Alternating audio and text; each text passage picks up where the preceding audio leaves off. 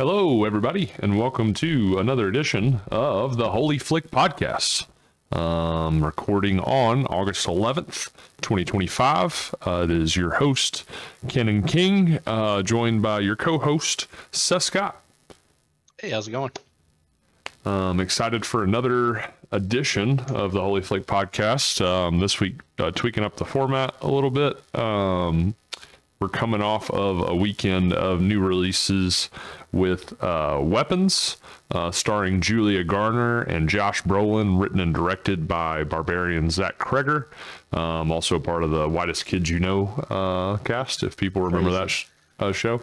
What a crazy come up for him. The story revolves around a group of children from the same class, all mysteriously vanishing on the same night at exactly the same time, all but one student disappearing.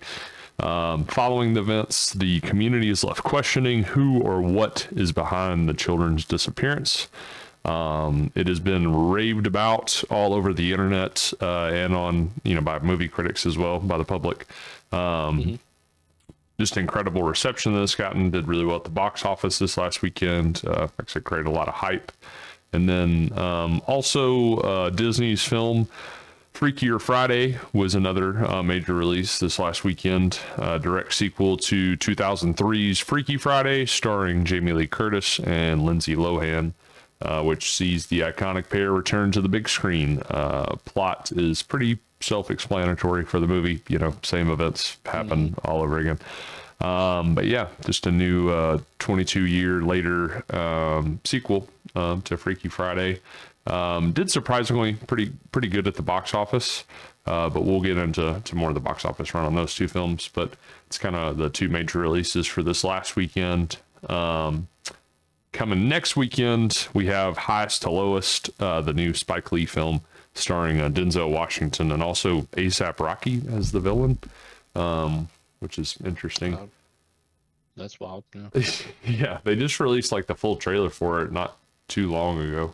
It hasn't got a whole lot of word of mouth, but really excited to still see it. I mean, talking Spike Lee and Denzel, so one of the more iconic duos in Hollywood history. So I think it'll do well just off that alone, and be at least entertaining just for that alone. But also Nobody 2, which we were just talking about, Bob Odenkirk. First film was pretty entertaining. Had some cool little cameos with like RZA, surprisingly, and Christopher Lloyd. Christopher Lloyd as well. Yeah, being one of the surprise cameos in that, which I think they're both returning in this film as well. But just kind of an everyday man, John Wick sort of story, more of a comedy. We'll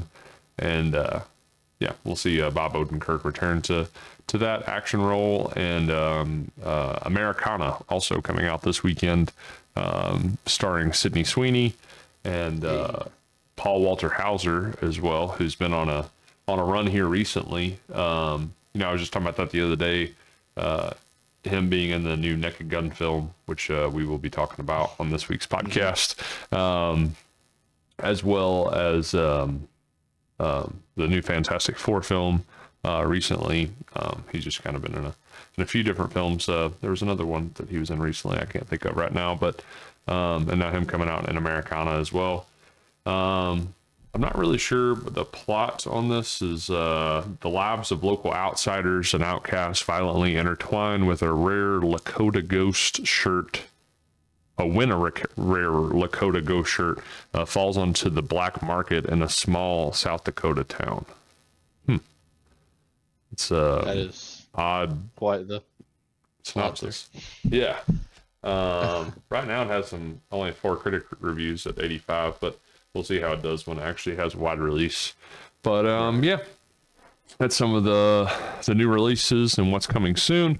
We're also I should have said this beforehand, but we're talking about what just hit streaming.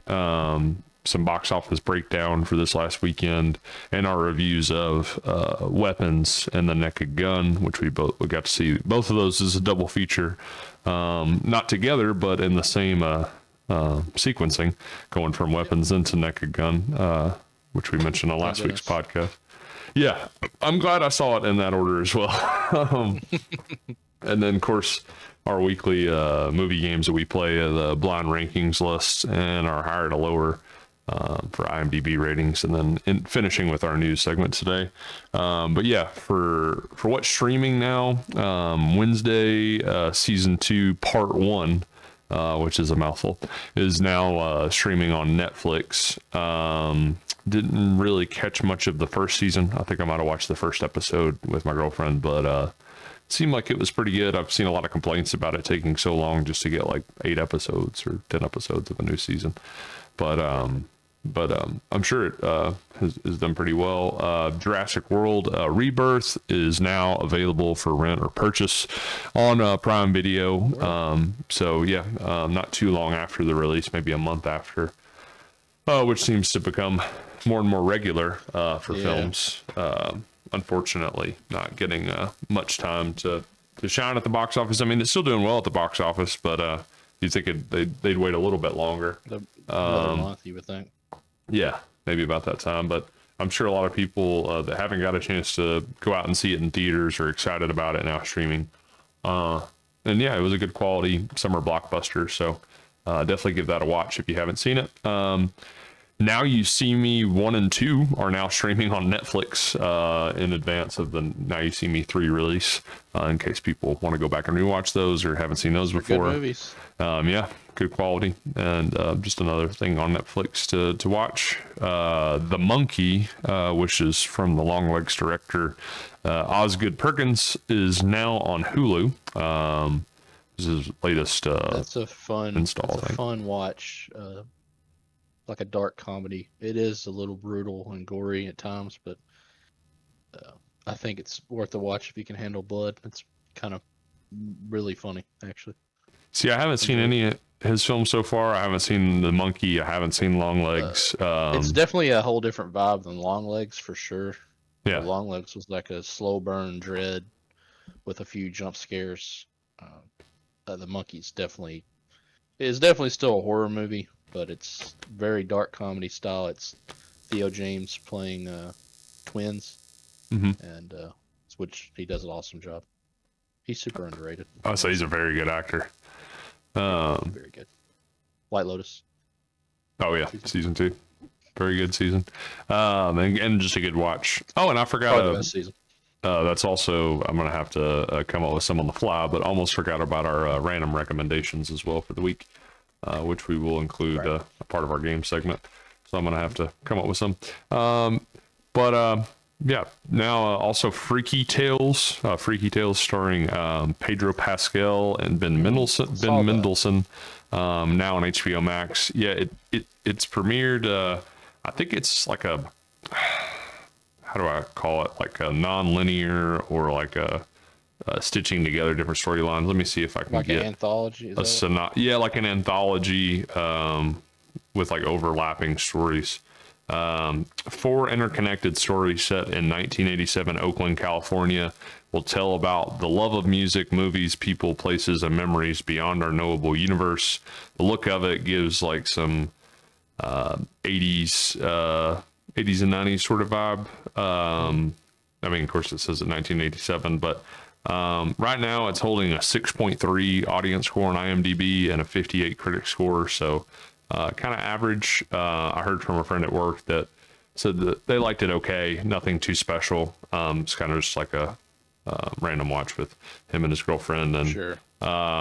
but yeah, I mean, from what I can tell, it looks like it has style, but maybe not much substance. It sounds like, I mean, some good actors. I mean, and having another film just to add to the year or another credit for Pedro Pascal. But Ben Mendelsohn is always a very entertaining. I did see actor. a quick note that Pedro was the original cast for Weapons before Josh Brolin. Yes, And that I got think that's changed. correct. Yeah, scheduling conflict. The Josh Brolin the talked actors about that. strike caused scheduling conflicts for Pedro, so he had to drop out. Gotcha. So that would have been another credit for him this year. That would have been Jeez. insane if that was Yeah, also happening. Also hitting streaming this last weekend was Platonic season 2. It stars the Neighbors couple Rose Byrne and Seth Rogen. comedy on Apple TV. Haven't seen season 1 or anything like that, and haven't seen a whole lot about it. But I mean, Seth Rogen recently with Thought about the studio on trying Apple that TV. So yeah, I need to. Also, speaking of stuff on Apple TV, it's been coming out. I know you've been watching and you've talked about is Smoke. I need to try to catch up on that, so you and I can Last maybe episode this week. talk about that on the podcast. Yeah, maybe I can binge watch tomorrow or something, or some tonight, because I've heard nothing but good things about it. Yeah, I love it. Another Apple TV shout out, but another. Also, Go ahead.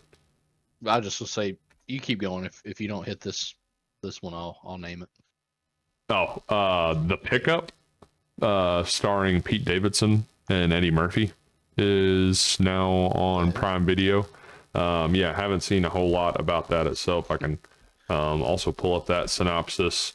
Of course, that's not a known acting duo between them two, and it's got a pretty bad ratings, to be honest with you. 5.4 audience score on IMDb and a 38 critic score. A routine cash pickup turns into a deadly pursuit when two mismatched armored truck drivers are ambushed by ruthless criminals with plans beyond the cash. Eddie Murphy, Pete Davidson, Keke Palmer. I'm looking at the cast. Also Eva Longoria. That's what I was about to bring up. She's gonna have that and War of the Worlds on her resume credits, and that is rough. Yeah, it doesn't look great for. I might actually try that out though, because I love Eddie Murphy. Yeah, I was gonna say Eddie Murphy, and it, but I mean Pete Davidson is usually pretty entertaining as well. Yeah, but yeah, that was another drop. Terrible.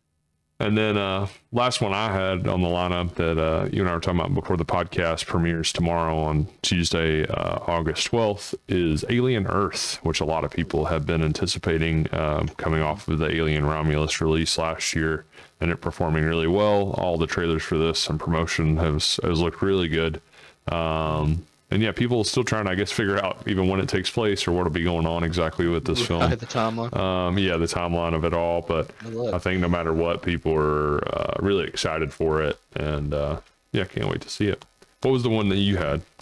I was gonna name off Peacemaker season 2, but that's in a couple of weeks. Yeah, I think 21st. 20. Yeah, I was gonna say 21st. I thought so a little over a week. Yeah, I'm very excited about that. I think it was listed as like the most anticipated television show of the month. But yeah, I'm very excited about checking that out. I mean, yeah, the first season was reviewed really well, I think, by just about everybody.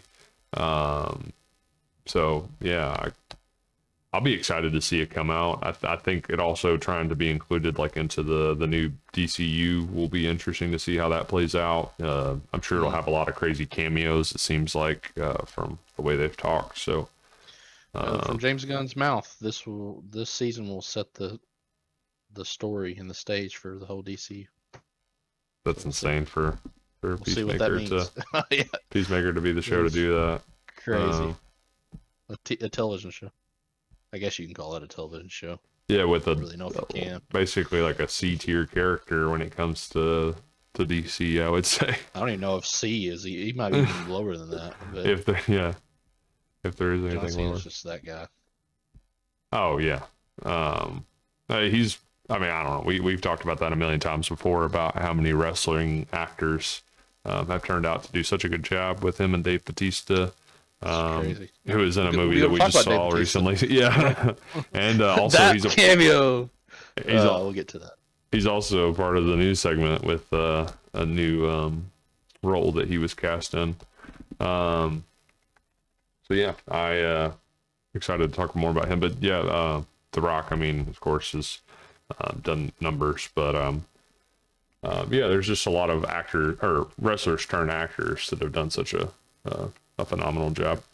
But yeah, so well, actually, we'll have 2 wrestlers to talk about that was in the movie we saw, but I bet you didn't catch it. Oh no, I did catch it. I did catch the other one. Yeah, I just forgot that there was a second wrestler in that. It's pretty obvious that he was in that. For most people. Yeah. Actually, Key, my girlfriend, she didn't even recognize him when he first popped up. When she saw his name pop up in the credits, she was like, "Wait, what?" I was like, "Yeah, he was in this scene." So, I thought that kind of looked like him, but Terrible wig. Yeah, crazy wig. And just a hilarious scene. That's what I want to talk about. There's quoted Yeah. that scene. Um, but yeah, so that's a lot of what's come out in theaters and on streaming, and Alien Earth coming out tomorrow to keep that on the watch. I mean, coming out on FX, which is just produced like as far as regular television goes. I mean, it's got to be like the best programming network with its shows in the last few years. Very consistent with its quality. So It's always been I think good. it'll do well. You can date back to Nip Tuck and all that. FX has been very good at producing good television. Yeah, good to great. and I mean, I'm not the biggest like into the Alien universe, so I'm not exactly sure on how much it's made its mark in different mediums, but I know it's primarily known as a film franchise. So for it to switch up to a television series, I think could also introduce it to a new demographic of fans and create new hype and everything. And we'll see what the TV show does. I mean, I really wasn't attached at all to Alien before. I think the only thing, as weird as it sounds, of Alien that I saw before Romulus was Prometheus. I still have yet to finish the first Alien film. Covenant? I've not seen Covenant. Not that I don't think so. No, I did not see Covenant, which was the sequel to Prometheus, or soft sequel, or prequel, or I don't even know what. Yeah. It was the next movie that came out. Yeah, between Prometheus and Romulus. Yeah, I never checked it out. Like I said, I wasn't into Alien or Aliens at all. But after seeing Romulus, I am totally open to diving into that universe a lot more. I enjoyed Romulus thoroughly. I did too. That was a great theater experience. Oh yeah, 100%. Took your breath away for sure. I looked into some of the history or like the timeline of everything after seeing Romulus. I think Alien Earth could just be something to fully get me into this universe or watch more of the franchise and get into it. But TV yeah, shows are definitely easier doing that. Yeah, I mean, and it's just like I said, the same creator, I believe. Was it a Noah? Noah. Not Crowley. I'll look it up. Is it? Noah Hawley. That's his name. Yeah, Noah Hawley. So who'd also done Legion for FX and the Fargo TV series for FX. So which was very good. Yeah. Maybe it's not the same as Romulus. But I think that guy. No, that's not the same. No, that's not the same guy. Not the same guy, but I thought the guy that did Romulus was attached in some way. I guess not. Who was that again? Oh, that was Fede Alvarez.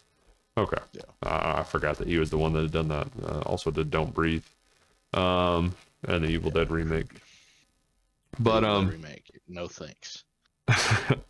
But yeah, a lot of stuff out recently, like I said, to catch in theaters or on television.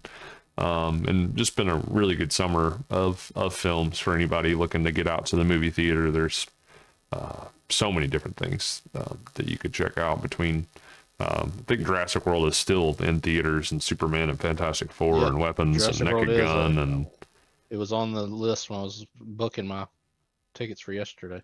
Yeah. There were showings for Jurassic.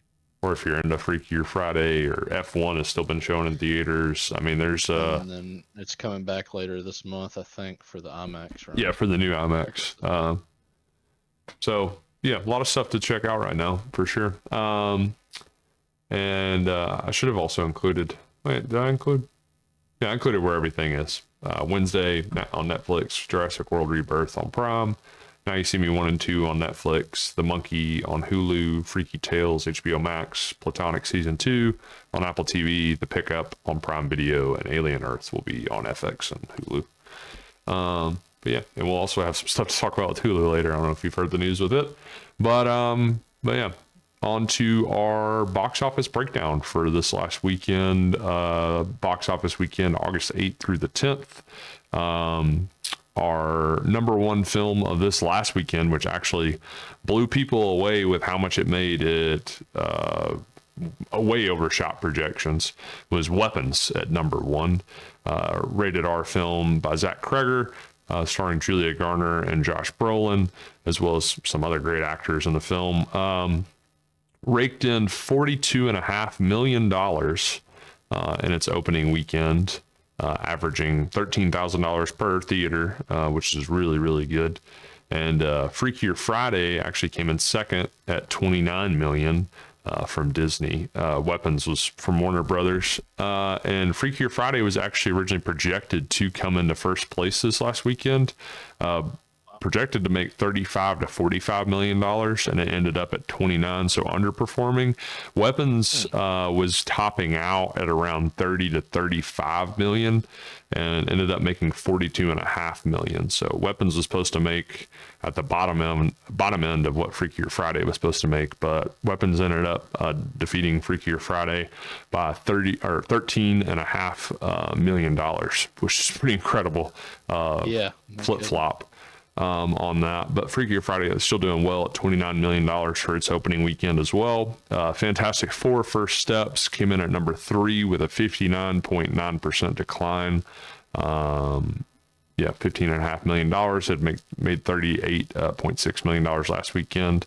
Also coming from Disney, so number 2 and 3 being from Disney. Number 4, The Bad Guys 2, bringing in $10.4 million with a 52% drop, which is a pretty good drop, to be honest with you. They always say anything under 60 is really good, so 52.7 is good. Animated film sequel in its second weekend, and that's coming from Universal. Currently with a overall revenue of $43 million, and should have said before, Fantastic Four now at $230 million, which pretty good number. And number 5, The Naked Gun, made $8.3 million, comedy starring Liam Neeson, in its second weekend, and it was a 50% drop, which is, again, really, really good drop. You're getting into the 40% territory, which is great, especially for a comedy, an era where there's not a whole lot of them, and a remake of the franchise, Naked Gun, coming from Paramount. So that was our top 5 for the week. Outside the top 5, Superman at number 6 in its 5th weekend, which is amazing. Bringing in $7.8 million. Last weekend, it brought in 13.7 for a 43.1% drop. Incredible for a 5th weekend run to have such a little drop weekend to weekend. And its last numbers were sitting at $331 million domestically. And then number 7, Jurassic World Rebirth, still staying in that top 10.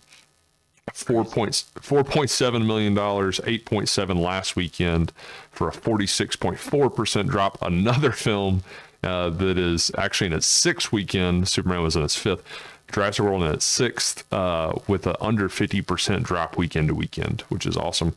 And it's at $326 million domestically. So it and Superman are neck and neck. $326 million domestically for Jurassic World Rebirth, and $331 for Superman. Incredible numbers for them for the summer domestically. And that's coming from Universal. And then number 8, F1. $2.8 million, brought in $4.1 million the previous weekend for a 32% drop. Amazing, dude. Like these 3 films in a row, but especially F1. Like, are you kidding? No wonder this film is being brought back in IMAX. Like when a film is still performing this well in its 7th weekend, almost 2 months in, and it is still doing pretty good numbers. It's a good movie. Go see that movie. Yeah, such a great theater experience, and that's coming from Warner Brothers studio. I keep referencing the news we'll be talking about later, but going to go into more of how well Warner Brothers has done this year as a studio. And then number 9 is Together, new body horror film. In its second weekend, it brought in $2.6 million domestically. It was a 61.6% drop for that film. Not great on the drop off. Hasn't really got a whole lot of word of mouth. And I'm going to go ahead and say that Weapons coming out this weekend probably didn't help when it came to the horror revenue, and especially how much it made. So many people going out to see Weapons instead of this. But that's coming from Neon distributor. And then at number 10 in its first weekend, which is tough, is Sketch, $2.5 million. Did not hear a whole lot about this film, but I mean, it is from Angel Studios, who does a lot of lower budget things. So maybe 2.5, or even just showing up in the top 10. Yeah, it could be really good for them, but barely cracking the top 10. In that many theaters. I also wanted to point out something, I don't know if you noticed, Seth, but Weapons at number 1, the amount of theaters it was in versus every other film in the top 5, it was actually showing in the least amount of theaters versus Freakier Friday, Fantastic Four, The Bad Guys 2, and The Naked Gun, but still bringing in the most, going back to how much it made per theater. I went back and looked, not at a lot of weekends, but one of the weekends I looked at was Jurassic World opening weekend, how much it averaged per theater. It was at about $21,000 per theater. So Weapons being a rated R horror film, like for what it is, to bring in $13,000 per theater, that just seems like it's really good. I'll have to look more at that stat, because I haven't paid attention to that a whole lot before, but that just seems mind-blowing to me that it's in less theaters, but it makes more than everything else in the top 5. Just incredible numbers that it did, and incredible reception as well. So it says below the top 10 right here. I Know What You Did Last Summer is in its 4th weekend, is already out of the top 10 at $800,000. Did not perform well really at all. Total of $31 million. Smurfs outside the top 10 at $475,000 in its 4th weekend, also hasn't performed the greatest. And How to Train Your Dragon, I think this might be its first weekend for How to Train Your Dragon. I think it was out at number 10 last weekend, if I remember correctly. So maybe the first weekend's been outside the top 10 at number in its 9th week, with $430,000. And not showing in many theaters anymore, so it's, I'd say, just about phased out of its theatrical run. Showing here the versus this time last year, it's an 18.5% drop actually, so I'd be curious to see what came out at this time last year. The total for the top 10 was $126 million this last weekend, and last year was at $154 million, but it is up 14.2% from 2023. So again, I should have gone back and seen what came out this weekend last year. I guess I can look that up real fast because I'm curious now. I would have thought it would have overperformed from last year, to be honest with you. Let's see. Live research. Domestic box office for August. Oh, okay, that makes sense. Deadpool and Wolverine had come out. It would have been in its 2nd weekend that weekend. Trying to see anything else. Trap had also come out that, or a weekend before. Borderlands, which didn't do great. Oof. Yeah. I saw that movie. It was something. It was a movie. Looks like mostly from Deadpool and Wolverine from what I'm seeing, but so I have to go back and see exactly. But anyways, good weekend at the box office and good films coming out as well. Good quality films. Yeah. Like I said, what shocked me the most was just how well Weapons performed in every category overall. And just another hit for Warner Brothers this year. I mean, it seems like they've just dominated the box office for most of the year. I mean, they still have Minecraft being number 1, but even for like original films this year and Sinners and Weapons, I mean, they've done such a phenomenal job with the films they've released. But yeah, that's the box office breakdown for August 8th through the 10th. Looking forward to next weekend's box office with those films returning, and also, like I said, highest to lowest. Nobody 2 and Americana coming out. I'm going to go ahead and predict Weapons will probably still be number 1 despite those new releases. I could be wrong about that, but you think so? I really think the word of mouth for that film, I think it could have a really good weekend to weekend performance. Honestly, I mean, it could. I'd watch out for Sketch. Oh yeah, Sketch could blow up the box office for all we know. I mean, I would say out of the 2 films, Nobody 2 probably has a better chance of making the most money, like more than highest to lowest. I don't know.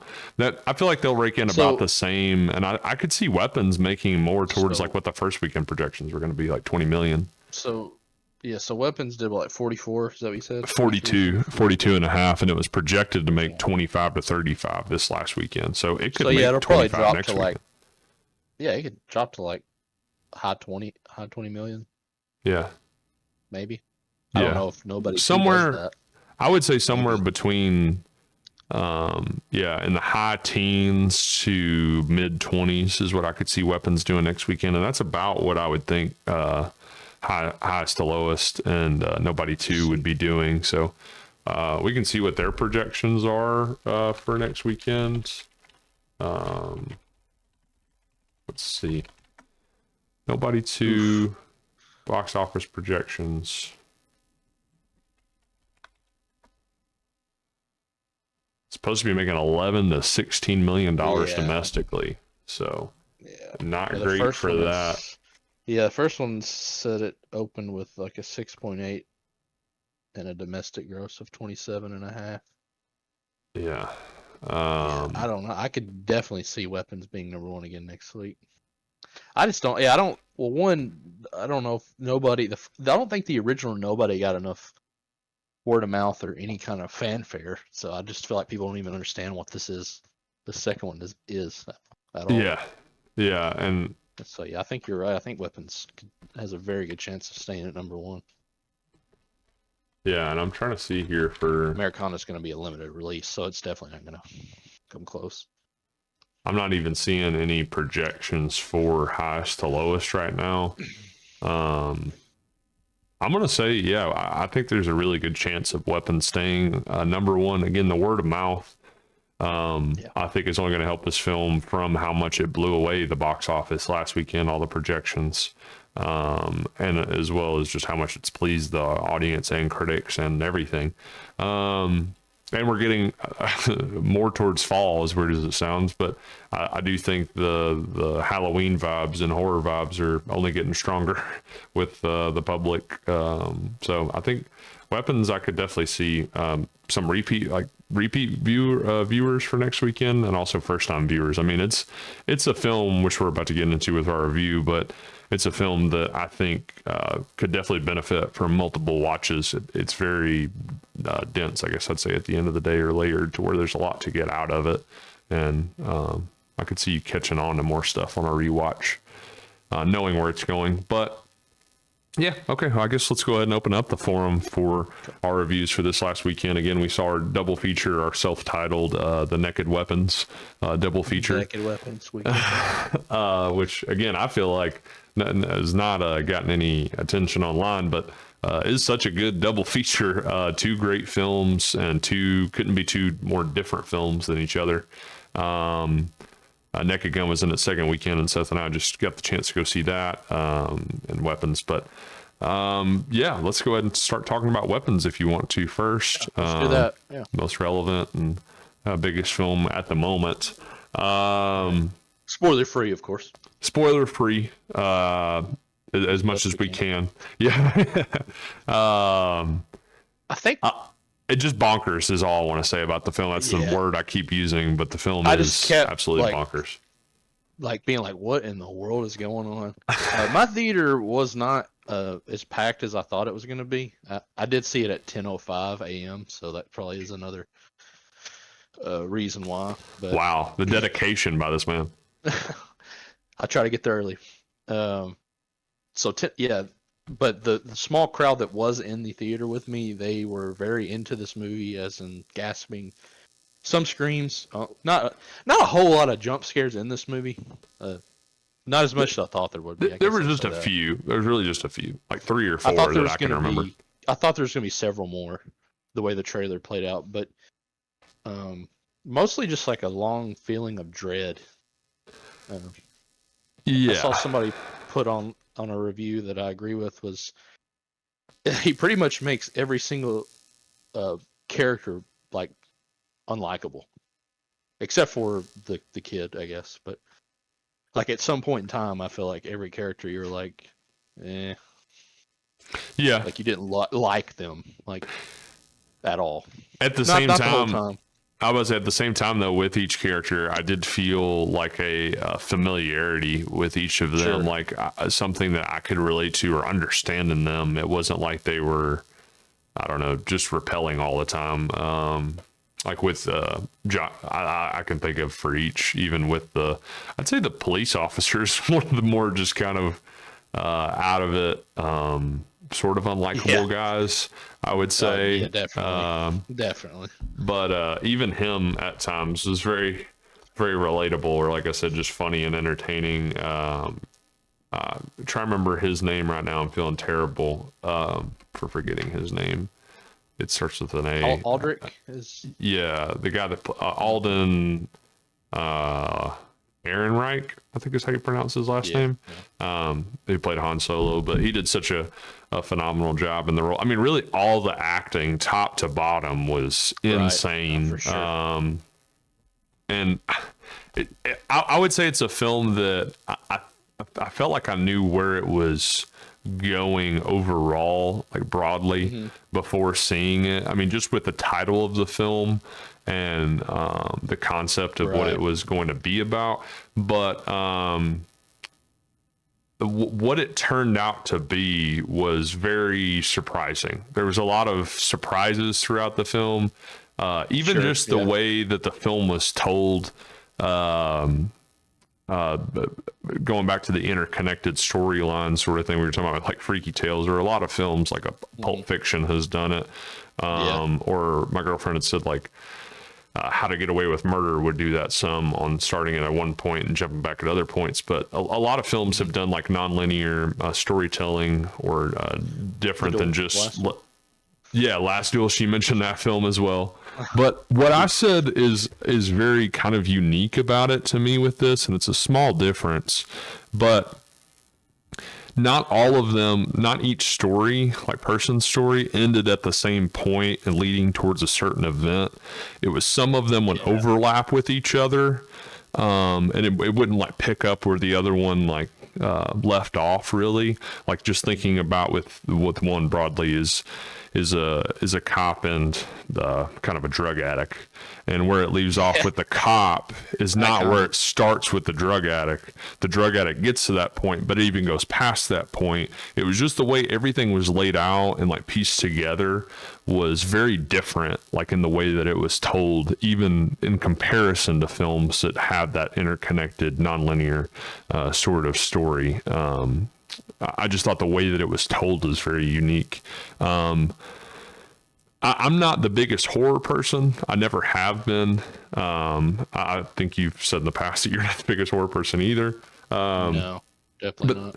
This year overall has just been so surprising. Like with Sinners, for instance, also coming again from Warner Brothers, like being like a horror film that I enjoyed so thoroughly, or Companion, as we've talked about, I think on every single podcast, is another like surprise horror. Like it's just like, it's not necessarily like your run-of-the-mill horror film.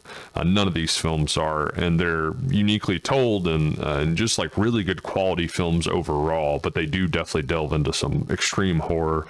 In this film, there are scenes of gore that will take you aback a little bit. Definitely one specific thing I'm thinking of.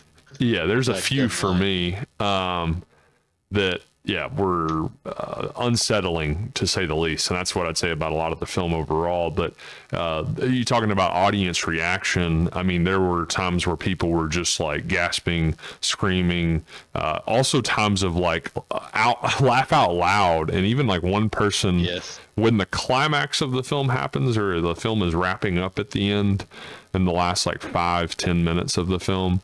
There's a crazy moment, and somebody in the audience behind me was uncontrollably laughing, like so loud, like almost obnoxiously. But it was some moments of just very dark comedy and humor. But again, how it all turns out to be was very unexpected. I don't think anybody could go in saying like, oh, I knew how this movie was going to go. Cause it definitely gets out there with some of the ideas that it presents. Yeah. It's not like a grounded horror film, which I guess you could expect just by the idea of it possibly. But yeah, the explanation of everything is what was the most insane to me. But yeah, just really great in the way that it was told. Again, really shocking, funny moments again, but also horrific moments. It was very, very, very unique, I guess is what I can say. And again, just crazy on some parts of the movie. There were at least like a handful of moments that was just like, what is happening at this moment? Or like, this is insane. And definitely moments that, again, like would almost make the hair on my back of my neck stand up. Even just like there's a time where a door is being knocked. I mean, that's normal, but the way it was done, it was like, I don't know, it was just so much that had me on the edge of my seat, or yeah, just holding my breath. I also say too, the movie just barely over 2 hours at 2 hours and 8 minutes, but it felt a lot longer, not in a bad way where it was dragging. It just it made so much out of its runtime. I felt like, because at one point I thought it was like wrapping up. It was like, no, we're just now about to get into the third act. Like, but yeah, Julia Garner did such a good job in the film, in my opinion. Her being known for Ozark and Josh Brolin as well, and just the trajectory, I guess, that their characters take is crazy. Yeah. Yeah. Yeah. Benedict Wong's whole storyline just was disturbing. Yeah. In this movie. Yeah, there's some imagery. There's a few things of imagery in this movie that I don't think will ever leave me, that it will scar me for life. And yeah, his story definitely involves a couple of them.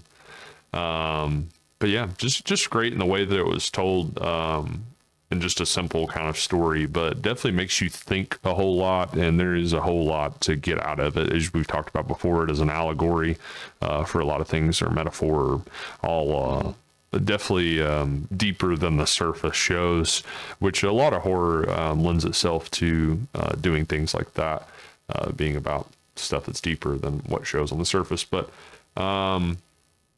yeah, I think we would both recommend this film. I think you just kind of have to be prepared going in, and I don't know. I don't think it's definitely not a movie for everybody. I would say that it is pretty disturbing, and if you're not in for some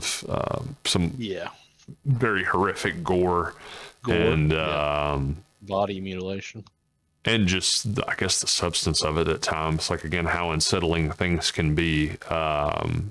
But yeah, the theater experience for me was amazing. And my theater was packed and everybody was into it. I went at a 1:15 showtime in the afternoon, and I don't even know if there was a seat open. I know there were people in the first and second row, and again, a lot of audience reaction. Yeah, it's definitely an experience, like I said, and something to experience with other people for sure. It's a fun experience in that sense, because there was a lot of again, audible reactions to things happening on screen, even including for myself, or my girlfriend looking over at me a couple times, like, "Are you okay?" Checking in on me, which I was. I mean, I was handling it pretty well, but yeah. Right. It's a heavy movie in a lot of different ways. Yeah, and I've never seen Barbarian before, so I wasn't really prepared for like a certain style or a way for the story to be told. I had no preparation in that sense. Yeah, and I knew a lot of people too, personally, that actually worked on this film, which I was really excited about. A lot of people that I worked with in Atlanta that also worked on Ozark that worked on this film. So getting to see a lot of their behind the scenes photos and videos and stuff like that on Instagram was really cool. And just to see, their names even in the credits. By the way, what an awesome way for the end credits to scroll. Don't think I've ever said that before, but so unique in just that. Actually, both films we watched had really unique sort of credits going on. So that was one thing I noticed. Oh my gosh, yeah. And that was another person I meant to mention when we were talking earlier about Pedro Pascal's run this year, that he's had in so many films, as well as being in like Last of Us. And we didn't even talk about Materialist as well as him being in that film. And also I completely forgot about that. Paul Walter Hauser's run recently. Julia Garner has also had a pretty good little run this year between, Wolfman didn't perform well. Yeah. Wolfman didn't perform the best, but she was also the main actress in that. Fantastic Four being the Silver Surfer, and also in Weapons. In just the last few weeks are having both those films back to back. It seems like a lot of people, like between those three actors, have all had films that are like competing with each other at the same time. Yeah. Especially Pedro Pascal. He's having like three movies in the theater at once. Eddington is another one for Pedro. Like he's got one coming out every week. Yeah, literally went from Materialist to Eddington to Fantastic Four to now Freaky Tales on streaming. Yeah, he's been insane. But yeah, so like I said, she did such a phenomenal job, and it was just cool to see. And both films also between Naked Gun and Weapons being made in Georgia, by the way, and in Atlanta. So didn't know that. Also cool to see a common thread between those films. Was in Pennsylvania. Yeah. I thought every film was filmed where it actually said it was. Where it says it is in the movie. Yeah, but I definitely think this is, I would say, for the year, a must-watch film of the year for sure. I'll have to kind of make a list, and I keep forgetting that we're supposed to do that list of best films to come out so far this year, our favorites. Right. But I could see this being at number 3 or at least number 4 for my top films of the year for me personally. And like I said, I would definitely classify this as a must watch. Like if you're open to seeing this sort of film, definitely get out in theaters and check it out. It is an experience to be had, and a lot to process afterwards. Yeah, a lot to process and to go through, to talk about and to look up on. I could see a lot of YouTube videos doing well for breakdowns for this movie. And again, this movie lends itself to some rewatches as long as you can stomach the imagery and different sequences. I think there's a lot of different themes and meaning that you could get out of on rewatch. But yeah, what would be your rating for Weapons? Let me think about this today. Probably 75. 75? I didn't love it, but I think it's because I'm just not like, that's not my kind of movie. Yeah, I get that. It's definitely a top movie of the year, and it's definitely a must watch for sure if you can handle heavy stuff and in terms of gore and just heavy stuff. I'll just look at that heavy stuff that way. It's not too much revealed, but. Yeah, it can also almost feel too much at times, or when you really sit back and think about like what it's referencing or going into, it gets pretty serious. But yeah, for me, I would say honestly about a 87, 88 out of 100. That's pretty dang good.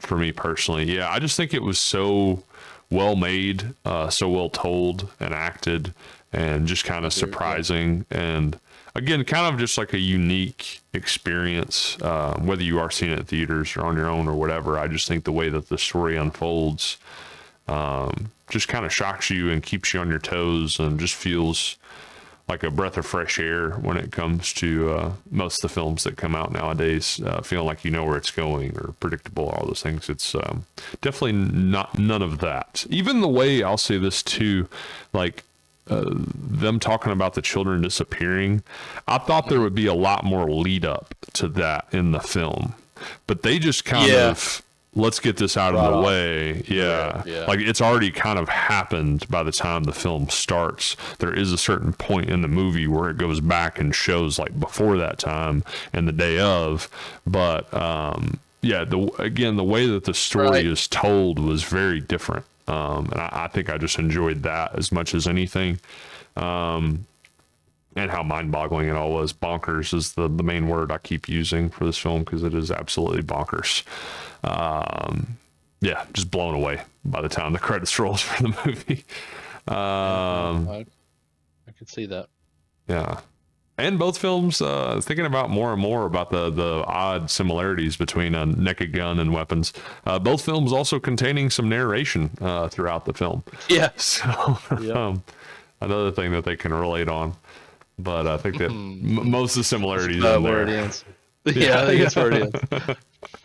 Yeah, but yeah, so really good, like I said, the theater experience with that, and just how packed it was great to see. As always, it's always fun to be in a packed theater. As much as I do like my space, there's a lot of excitement to come along with being crammed in with everybody, and again, getting to hear how so many different people react to a movie. But yeah. All right, on to The Naked Gun. Again, in its second weekend, new comedy film starring Liam Neeson, also coming from, I'm trying to remember the director. I had his name written down yesterday. Oh, that's who it is. He was one of the Lonely Island members. Akiva Schaffer, I think is how you pronounce his name. He also wrote and I believe directed Pop Star Never Stopping or whatever with Andy Samberg. Yeah. Hilarious film. And, that movie is, what's the name? Like, it does have some crazy Yeah, names, it is Pop Star Never Stopping. That's what it is. Okay. That movie is hilarious. Unauthorized Bash Brothers. He also did that one, and he's done some other work with Andy Samberg stuff. This looks like to be one of his few departures from working with Andy Samberg. But yeah, again, a remake of the Leslie Nielsen Police Squad TV show, and then turned into the Naked Gun films. Iconic comedies from the 80s. And yeah, I think there were, how many in total? I think Naked Gun 2.5, and then Naked Gun 33 1/3, I believe, were the films that have come out before this. Yeah, I've actually never gotten to check those out. I've heard a lot of good stuff about Police Squad as well. I've heard it was even funnier than Naked Gun and had a lot of the same jokes that Naked Gun had, but yeah, this one starring Liam Neeson, Pamela Anderson, Paul Walter Hauser, Danny Houston, Kevin Durand as an Elon Musk looking figure. Also some hilarious cameos from people such as Busta Rhymes, Dave Bautista, Cody Rhodes. I'm trying to think of any. Oh, Bruce Buffer was also in the film. And then the two fighters in the ring were Kamaru Usman and Justin Gaethje. Okay. Actual UFC fighters. I figured they were actual fighters. I'm not. Then they had John Anik and Michael Bisping on the announcing actual UFC announcers. Okay. They went all out for that. I don't know the guy that joined them. I don't know if he was anything, but that his whole little dialogue was so funny. I mean, the movie itself overall is absolutely hilarious. The first, I want to see it again. Oh, me too. This is definitely, even like halfway through the movie, I was like, this is a movie I'm going to own and going to rewatch at home like all the time. Just hilarious.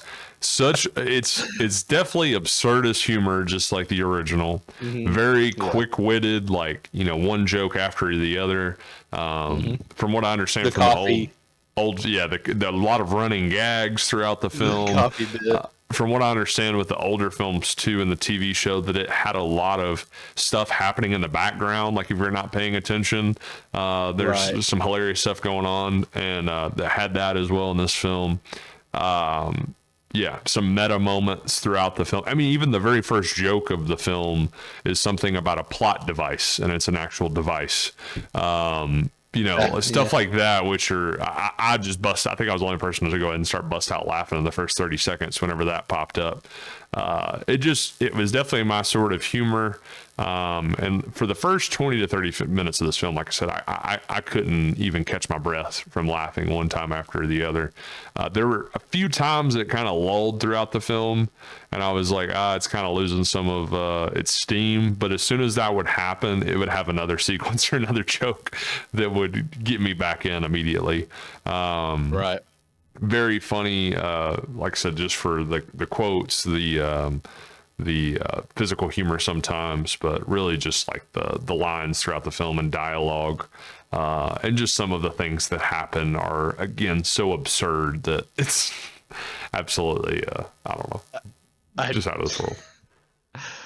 I wish I could just quote everything from the movie right now. It's just so many funny things. I'll say this: can we? We'll both give maybe 2 quotes from the film, okay? Because we don't want to go into too much. I'll give one. I'll pick one. There's one. Okay, you pick one. It's the one with Cody Rhodes. Okay, perfect. He's talking to a bartender, and the bartender says, "You don't remember me, dude?" And Liam Neeson's character says, "Should I?" The bartender responds, "My brother, you shot him in the name of justice." Liam Neeson says it could literally be thousands of people, which already is hilarious. So you shot 1,000 people. Then the bartender says, "You shot him in the back as he ran away." And then he says, "Okay, hundreds." And then he said he was unarmed. He said at least 50. And then he said he was white. He's like, "Oh, so you're Tommy Rollins' brother. How's it doing?" Bad.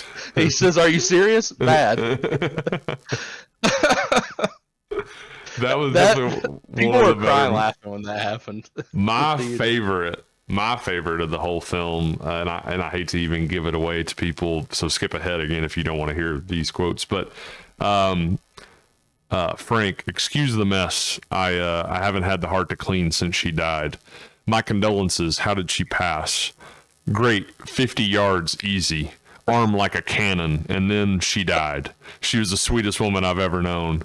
She sounds like a saint, or maybe a Bronco or a 49er. We would have been happy with any team, really. Anyone but the Browns. Oh my God, dude. How did she pass as soon as he said, great, 50 yards easy? I mean, I was almost on the floor laughing on that sequence. So many, jokes like that. I even think about like a little small sequence, but there's like a car crash that he's investigating. The coffee gags in that scene, yes. The moving of the car in that scene. There was one line about like, you think he was, or something about drunk Frank, like asking about the driver being drunk, and he says, only a little to get my day started or something like that. But there's just, again, so many, kind of like that airplane humor and that Leslie Nielsen humor of everything being taken literally so much of the time. I definitely think you have to have a certain sort of sense of humor, but there's kind of a joke in there for everybody or sequences. But there was also some stuff that definitely didn't land for me. I'll say there's a snowman sequence for me that it's just kind of a little too much. That was like way too much, and I was just like, "What is going on?" Yeah, there was everybody in the theater was like, "What in the world?"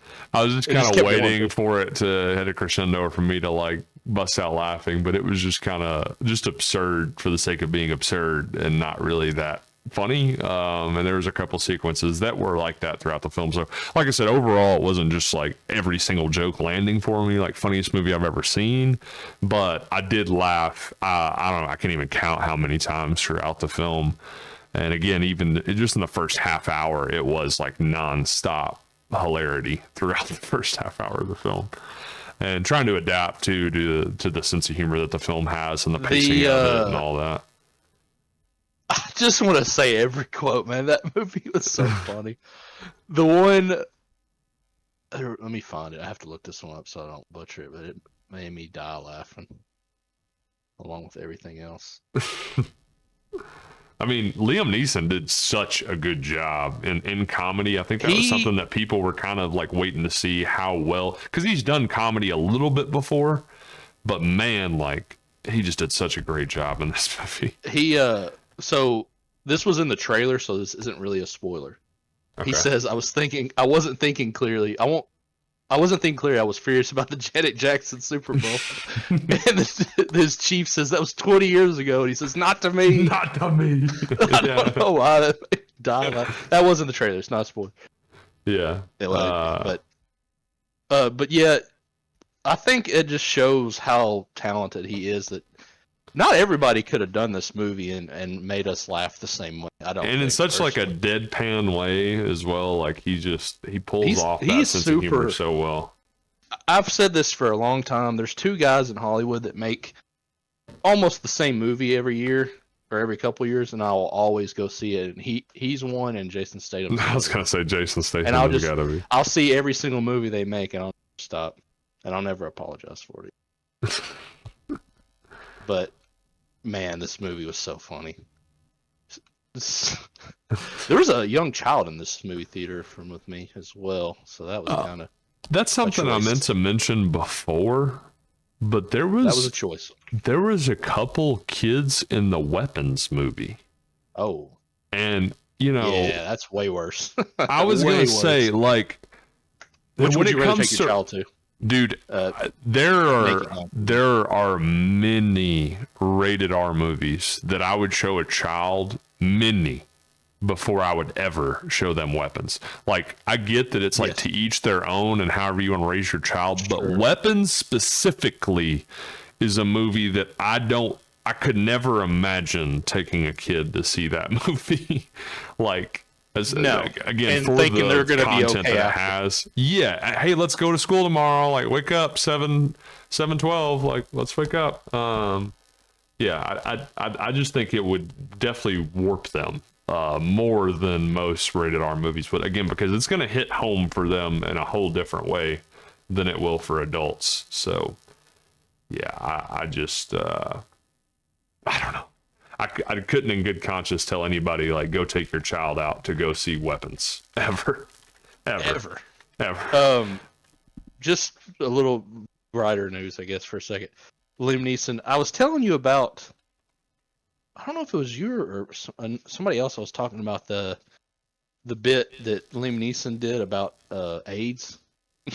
I know that sounds terrible out of context, but he did this. It's Ricky Gervais had this Life's Too Short comedy thing, improv, and he and the guy sit down with Liam Neeson and they do like improv. It's Stephen Merchant, him and Stephen Merchant. I'm sure you know who that is. Yeah, I know Stephen Merchant. Yeah, just if anybody listen to this that gets a chance, just type into YouTube Liam Neeson Life's Too Short improv, and it's like a 4 or 5 minute video. Just watch that and tell me that's not funny, because he delivers the most deadpan answers to Ricky Gervais. He's just cracking Ricky Gervais up. Like, he can't stop. It's awesome. It's amazing. 4 minutes, 5 minutes, 100% worth it. YouTube. I'll have to check that out. Yeah. Back to topic. Yeah. Naked Gun, overall taking hilarious. Would never. Please. Again, like, I could think of just about any other rated R movie before Weapons. Like, even other ones that might be super gory or things like that I still wouldn't recommend a child to. Again, it's just about what it's about that I think makes it so much the that, gore, like, the gore is pretty bad. I mean, they're going to eventually see that, but, you know, like, I guess it also depends on the age of the child. Yeah, if they're in high school, children are exposed way more. Yeah, high school is fine. But I'm talking like these were like 10-year-olds, 11-year-olds. Like, no. This is like, again, the age of the children that are in the movie, and I think it would warp a lot more than other rated R films would. I think there was one kid. There was only one kid in the Naked Gun show that I could see. Anyways, it was a lot of people, but he was. I'm terrible at guessing kids' age. The only thing I could like 10 or he might have been 15. Only thing I could think of in Naked Gun that might have been a lot for a child was the silhouette sequence. That got way further than I thought. Like, in the trailer, I was like, okay, they're going to do that bit, and then that's probably it. That was not what happened. It's something that happened. I think that was Austin Powers' Goldmember had something similar that happened in it. Very similar to that, actually. And there were jokes in the film that I was like, oh, this reminds me of something else I'd seen. Dude, the sidewalk, that was something that cracked me up, was when he falls asleep in a self-driving vehicle. Wakes up on the sidewalk with all those people standing on the sidewalk and the sidewalk vendors. He's like, get out of the road. What's this town coming to? I love he did that so many times, that joke of like, what's this city coming to? Or this city's like, I don't know. It tried to do like a neo-noir stuff like throughout, again, with that narration. When he was narration with the music over it. There was a running gag with a guy on a bicycle that was hilarious too. what was the other thing I was to say? Oh, there was so much to do. Well, it's funny. My girlfriend and I were talking just before the movie about Tesla and Elon Musk, and then there was a lot of stuff that seemed to be about that throughout the film that I did not know anything about before. But like Danny Houston's character is supposed to be like an Elon Musk figure, but then Kevin Durand looks like Elon Musk. So it's kind of like they broke him into two different characters, and then it's about him and his electric car empire, self-driving car empire, and how terrible those cars are, or all the stuff they could do with them. But it was just kind of fun. There seemed like to be a lot of sly jabs at Elon or Tesla throughout the film. I love this movie. Just reading the quotes. Yeah, I'm just remembering something now. I'm going to go there. I like to see the security footage, man. That's why. Sure, go ahead. Yeah, again, the how much stuff gets taken literally by other characters. Again, absurdist, literal. I mean, some slapstick humor for sure, but it definitely reminds me of like that Monty Python type era of comedies for me, and it just seems whenever like they when they have the Duran and Kevin Durant in that hospital bed, that whole sequence at the end of that sequence. Oh yeah, Mission Impossible references to that, and it did references to other action films that it has. I'm trying to think right now because it was something I just watched, or even music. Oh, it was an album I listened to recently that I said like it sounds like a 2000s rap, but it was like just made today with like today's production. I'd say like similar to that with like the humor of this film and like coming out today. It's like a bygone era of comedy that seems to be like kind of rebirth in a movie like this. I think if you haven't again watched like those old like airplane films or Police Squad or Naked Gun, I even think of like the Chevy Chase era of comedy too in some of the films he was in, or Steve Martin, or again it has like a 70s 80s humor to me a lot throughout this film that I enjoyed so much. Like I said, this movie's kind of tailor fit for me, I feel like, comedy wise. And I would totally take another one of these tomorrow. Like that was one of my complaints too, is I could have used a little more of this film, to be honest. I could take another hour of that movie and it would be fine. Honestly, I don't care. I didn't want it to end. Again, aside from a few questionable gags or things that happened in the movie, and just a few lulls. Again, Snowman, the dog. Yeah, that was a little much. Like, and I don't understand. Where I know I'm not supposed to understand. Yeah, I mean, there was like I said, that first half hour to me was so consistent on laughter, and then there was times in the movie where I just feel like I didn't get, like, it wasn't the same pacing for me as far as the laughter went. I'd go like 5 minutes without a laugh, and then it'd bring me back in. Like I said, there were times I just kind of felt like this is just dragging for a moment, and then I would be right back into it, which is how comedies like that can be. Right. But like I said, just some jokes that were just kind of whatever, and then other ones that you just totally didn't expect, like the TiVo joke was absolutely hilarious, and references to other things like a Buffy the Vampire Slayer reference in that, but he's always making references to, like, Black Eyed Peas gets a reference, Fergie being the Duchess.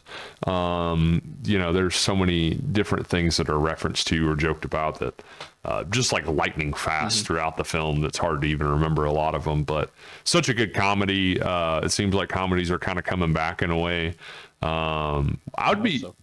Before we give a score here, I just want to know, would you prefer this or Friendship as your comedy for the year? Friendship. Friendship?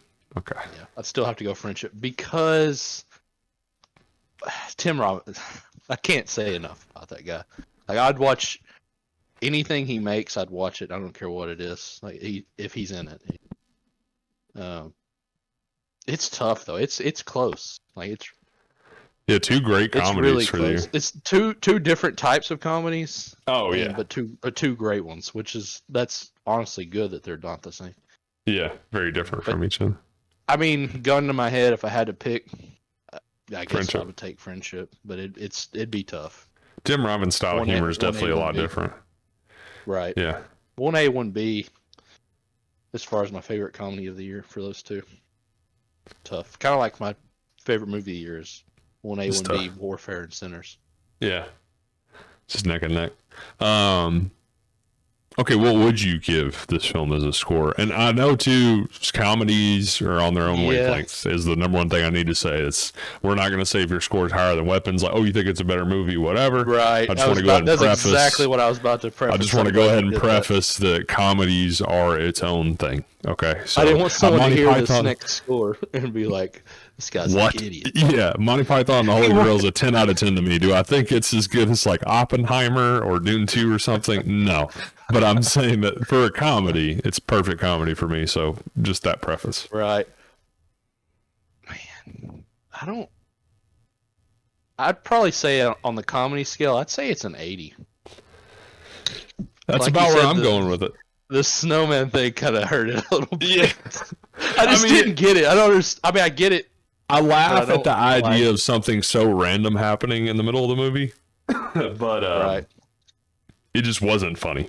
On its own. Like, The only part of that I thought was funny was, I don't want to ruin it, but there was I'll one say part with some liquid, yeah, I'm about to say a hot tub. whatever. Yeah.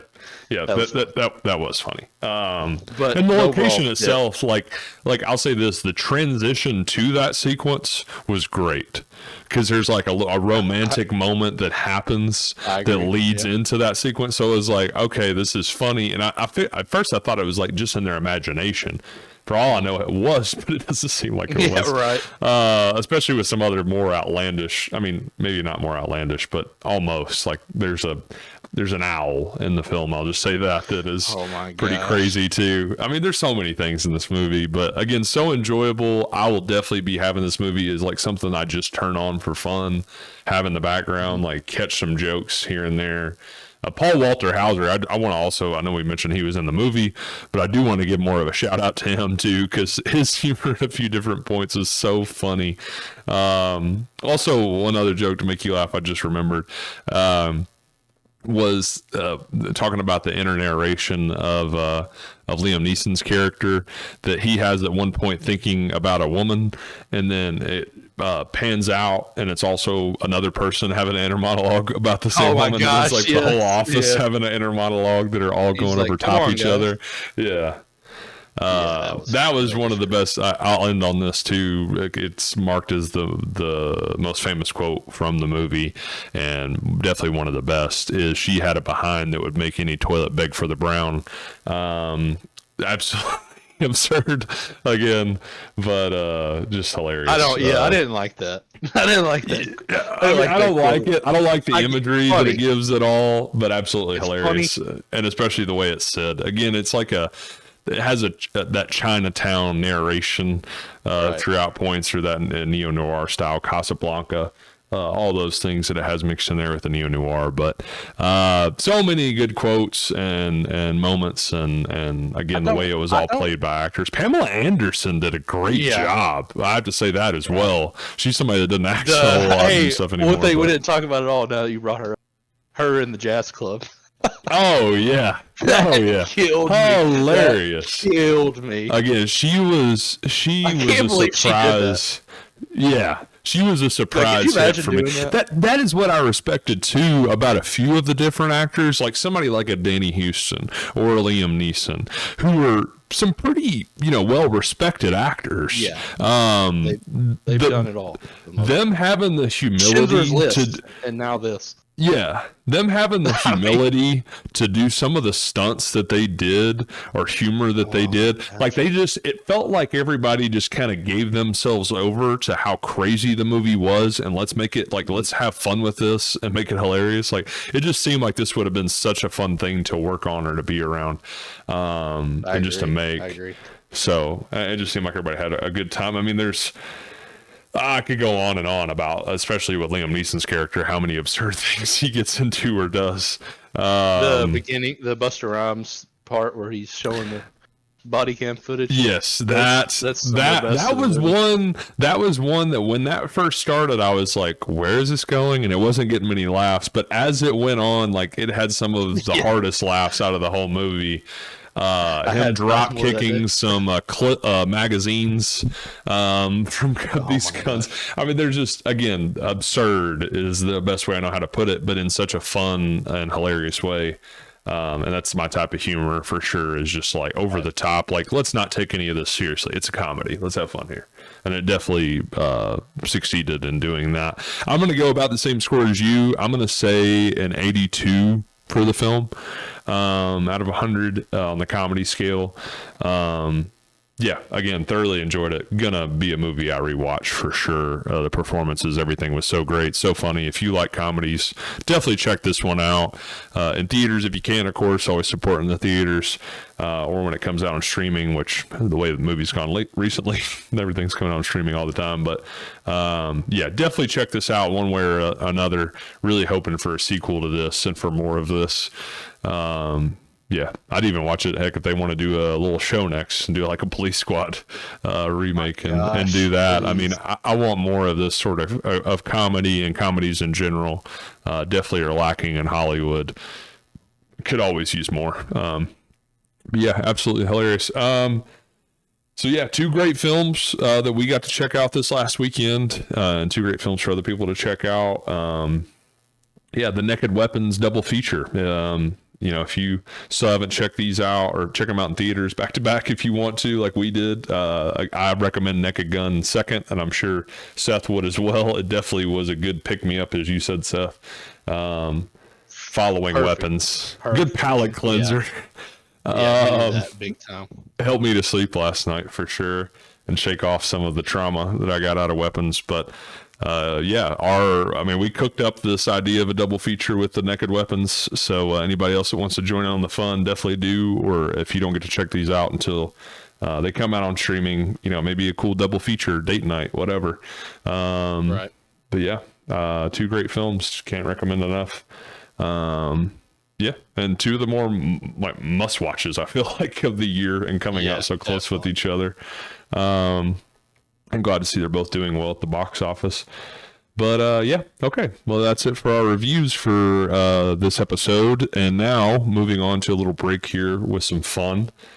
Speaking of fun that we had with Naked Gun, fun now on the podcast. We're going to be playing some of our movie games of the week and giving you guys some random recommendations before we, like I said, finish off the podcast with the headlines, recent headlines that we've had in the last week. But yeah, our games. Do you want to go ahead and start out with random recommendations for the audience? Yeah, let's see what I got pulled up here. Let's see. Get my notes out. Mine are definitely random this week. I'll say that. Yours are what?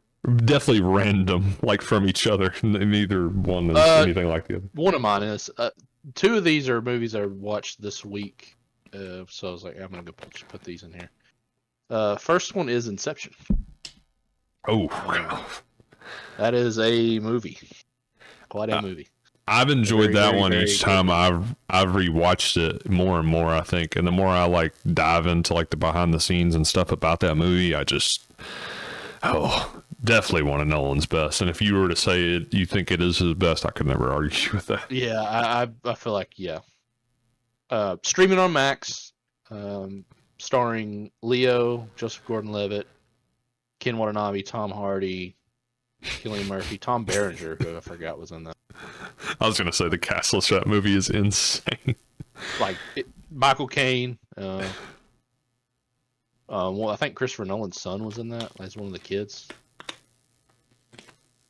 Anyways, streaming on Max. It is a long watch, but it's well worth your time if you have it. I think it. Oh man, it's 1A, 1B of his best movies. If with dude, it's so hard to tell, honestly. Yeah, Nolan is one that he just got the. It's not clear on his like top 3. Like it's very subjective in my opinion. I mean, you have The Dark Knight, which is The Dark Knight.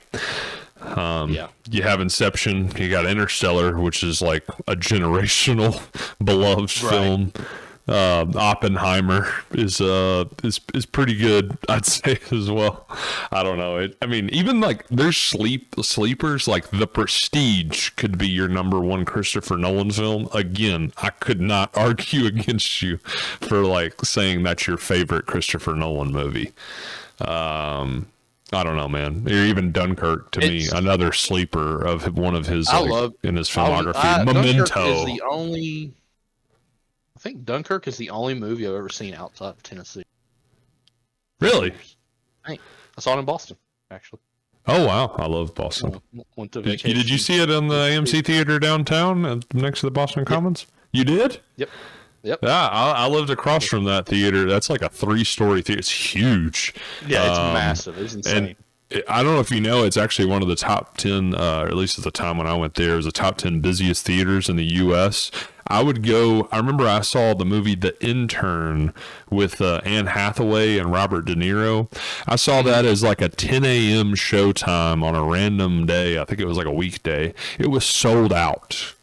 Top to bottom, like a big theater. Wow. I'm not talking a small theater. I'm talking regular, big size theater, sold out. Right. That's the type of attendance that theater gets. Anyways, yeah, love that movie theater. Yeah, Dunkirk's the only movie I've ever seen outside. I think that's outside of Tennessee. I feel like I've seen a few on vacation, like in Florida. Of course, I lived up in Boston, in Atlanta. I can't remember. I swear I might have seen the second Tom Holland Spider-Man in Florida, but that's it. I was going to see Superman in Florida this year, but I was like, you know what, I'm just going to wait because I got the ticket when you were going. Yeah. That Sunday, I was like, I'm just going to wait. So. Yeah, yeah. I didn't see one while I was out in Los Angeles. Oh no, I did actually. I saw Citizen Kane for the first time when I was in LA at an Orpheum Theater. It was Bruckheimer, Jerry Bruckheimer. It was a theater that he owns. It was a former, like a play and orchestra, like I said, Orpheum type place. But I got to see Citizen Kane there, and it was a very unique experience. It was filmed or shown on film. But yeah, that was pretty cool too, as far as outside of Tennessee films got to see. But anyways, we got way off track. Inception, right? As we do. Inception, yeah. Go watch that. Streaming on Max or Prime Video channel, I guess, because whatever.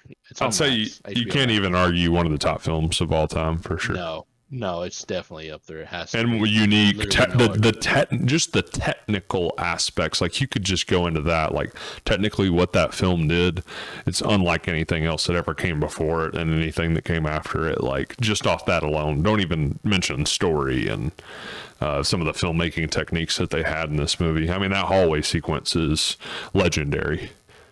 Right. No, for sure. So many things you could go into with that. Anyways. Second random rec is Bullet Train. I almost put that as a random recommendation. No joke. I actually watched that again this past week. It is also, it's streaming on Hulu. Hulu, okay. For now. One of my favorite cameos of the last 10 years is in that movie. Well, a couple cameos in that. Starring Brad Pitt, Aaron Taylor Johnson, Brian Tyree Henry, Joey King. I'm not going to say anyone else. Spoilers for some of the other cast members. I'll just give the synopsis. 5 assassins aboard a swiftly moving bullet train find out their missions have something in common.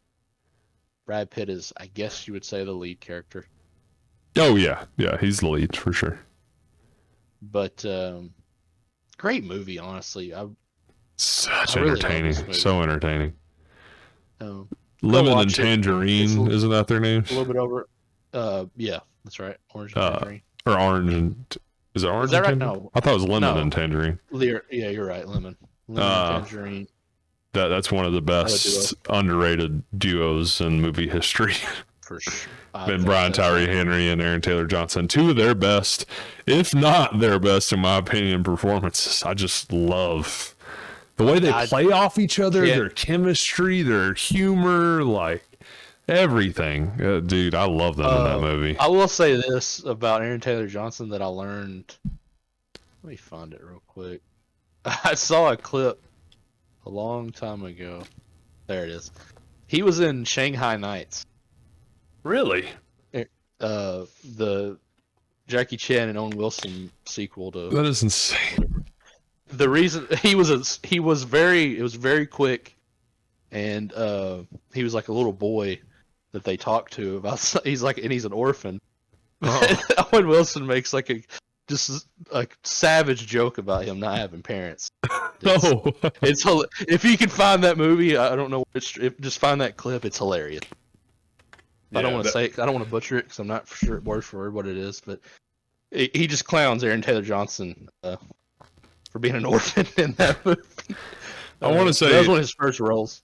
Two odd things. One is that, as crazy as it sounds, Aaron Taylor Johnson in Bullet Train has probably sold me on the idea of him being James Bond more than anything else he's done, as odd as that is.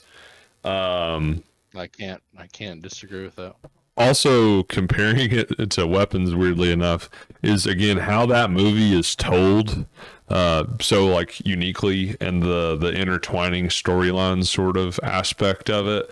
I love so much in that movie. It's just like I don't know. Again, breath of fresh air. Me and my girlfriend, I showed her that movie early on when we first met, and she absolutely adored it.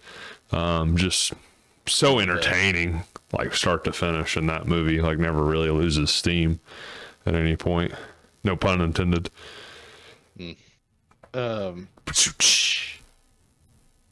But yeah, Bullet Train, streaming on Hulu. Insane cast again. That's the first one I gave was. Go watch it. One of the better movies. The wedding sequence is one thing I want to say. Yeah. There's so many things I could think about that in that movie that are so memorable. Finally, this one's going to be a quick recommendation. The Naked Gun. Go see that in the theaters, please.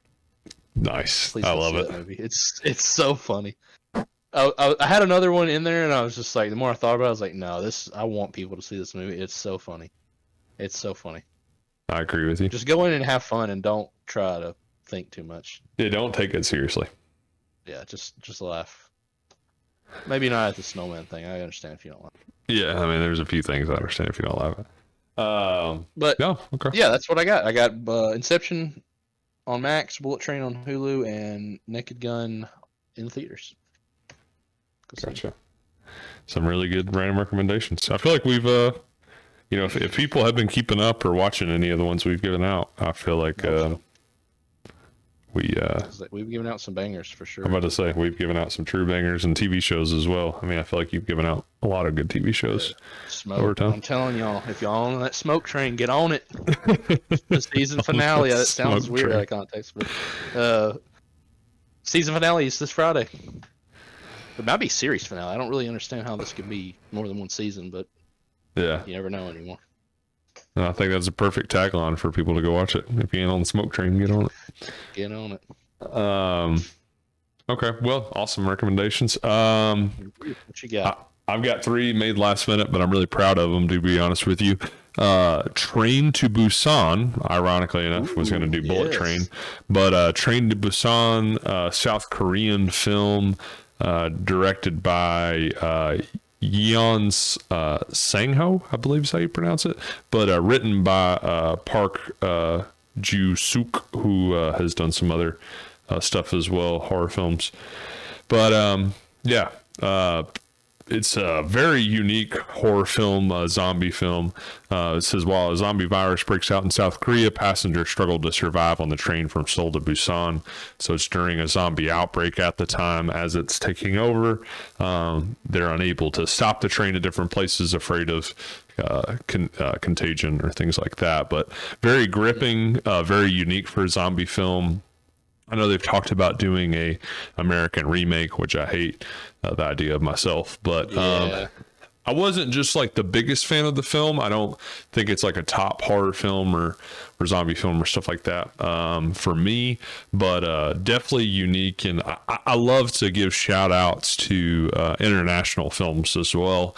I always say like opening yourself up to films being made overseas is like, I don't know. It's a whole nother side of film that a lot of people don't get into, but a side that there's definitely a lot to appreciate when you watch foreign films. And Train to Busan's definitely up there, I think, of the foreign films of this last 10 years, but even I'd say this century for people, and South Korea, especially for Korean films.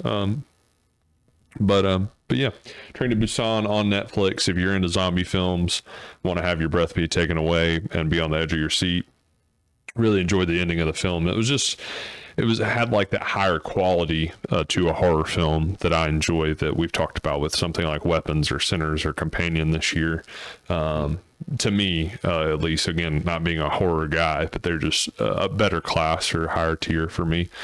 And I'd have that in that classification. But check that out on Netflix. My second film is You Were Never Really Here. Starring Joaquin Phoenix. It is streaming for free, I guess to say, but it's streaming on Prime Video right now. One of the, again, better films of the last 10 years for me as well. Directed and written by Lynn Ramsey. The film is about a traumatized veteran, unafraid of violence, who tracks down missing girls for a living. When a job spins out of control, Joe's nightmares overtake him as a conspiracy is uncovered, leading to what could be his death trip or his awakening. Pretty good synopsis there. I think so, yeah. Also, the main girl in the film, character's name is Nina Voto, but hard to pronounce the actress's name. She's a foreign actress from, actually born in New York, but it says of Russian descent. I guess she got a Russian name. Ekaterina Samsonov. But she did a phenomenal job in the film. Joaquin Phoenix, honestly, one of my personal favorite roles by him. Definitely different roles from what he's done a lot over his career. Showing also has John Doman, who is a deputy in The Wire, a great character actor in the film, and also Judith Roberts. But yeah, it's more of a grounded assassin, I guess, sort of tale. More of a real life spin on that. Has some elements of stuff like a Taxi Driver in it, or Leon the Professional as well is another film I'd say that it's akin to, but definitely unique, at times like serene and beautiful, at other times like really dark and unsettling. But got to check that one out in theaters with my dad. We both really enjoyed it. Yeah, ending is jaw dropping. There's a underwater sequence with Joaquin Phoenix that just takes your breath away. Again, no pun intended, but it's just the way that the camera looks is absolutely incredible, in the lighting. It is one of the best pieces of cinematography I believe I've ever seen. If I were to make some sort of splice cut of different cinematic moments that are just, jaw-droppingly, unbelievably gorgeous, it would be a sequence from that film. But the cinematography of that movie and the different locations, and again, how Joaquin Phoenix plays his character, or the way that the story unfolds as a conspiracy sort of drama, so good. Such a good watch, and can't recommend enough. I feel like most people appreciate Joaquin Phoenix, but maybe don't know this film with him, and I definitely recommend. Has a 84 critic score and a 6.7 audience rating. Actually has 122,000 or 132,000, ratings on IMDb. So I'm glad to see at least some people have checked it out. I mean, that's a lot of reviews. But yeah, check that out on Prime Video. And then my last film is actually a 10 out of 10 film for me. I don't think I've talked about this before. I really need to start like keeping a list of these things, because I'm afraid I'm gonna start recommending the same things over and over again. But Loving Vincent is a film. Have I talked about that with you or on this pod? Not on here, I don't think so. Okay, I'm trying to remember, but bad memory. But Canopy and Hoopla is where it's streaming for free, which I think I have mentioned those streaming services before, is the reason why I thought I maybe mentioned this before. But you can rent it just for $3 on Prime Video and Apple TV. Loving Vincent is possibly the most unique film I've ever watched before. It says, in a story depicted in oil-painted animation, which, first of all, there's never been, this is the only film in history, feature-length film, that is 100% painted. Every frame of this movie is a painting. It took the work of hundreds or even thousands of hand-drawn artists and painters around the world to make this movie, but it is a moving painting. There's no animation. It is a painting. Every single, and it is done in the style of Vincent van Gogh, which is what the film's about. Every single painting in the film, or the way the look of the film is like a Van Gogh painting throughout the whole entire movie, and the way it moves is almost like how you would imagine a Van Gogh painting, like a Starry Night would move, which is crazy to say. But in a story depicted in oil painted animation, a young man comes to the last hometown of painter Vincent van Gogh to deliver the troubled artist's final letter, and ends up investigating his final days there. Very educational about Vincent van Gogh's life, and as well as his death, the way that he passed. But again, just the idea of the painting, the movie being an entire painting, is very unique. Right. Yeah, that's crazy. But a lot of things are about just Van Gogh as an artist, or just his art himself. But this is, again, one of the best deep dives into his life. And again, I did not know how he really passed before, but there's so much about this film to appreciate if you're a lover of movies, and chances are you're a lover of art in general, I feel like. And this is one of the best of both worlds for me. Jaw-droppingly, like just gorgeous. It's one of those films that honestly had me tearing up at a few moments of the film, just on like how, I don't know, mind-blowing the whole idea of the film was, well, the themes that it was about, and depicting Van Gogh's life. It was amazing. Like I said, it is a 10 out of 10 film for me, and just in a class of its own, and a film that I could rewatch at any given time and just enjoy it and still be blown away by the whole idea of it and the way that it was made, and how, just phenomenal of a film it is. Another film that I saw in theaters with my dad, it was actually at the Belcourt Theater, which is my favorite theater ever, and it's a great place to watch it as well. But like I said, a wholly unique experience. Just available for $3 to rent on Prime Video and Apple TV. And if you, for whatever reason, if you have Canopy or Hoopla, then check it out on there for free. It says it's also actually streaming on Peacock. This is what it's showing on IMDb. So maybe it is on Peacock for free.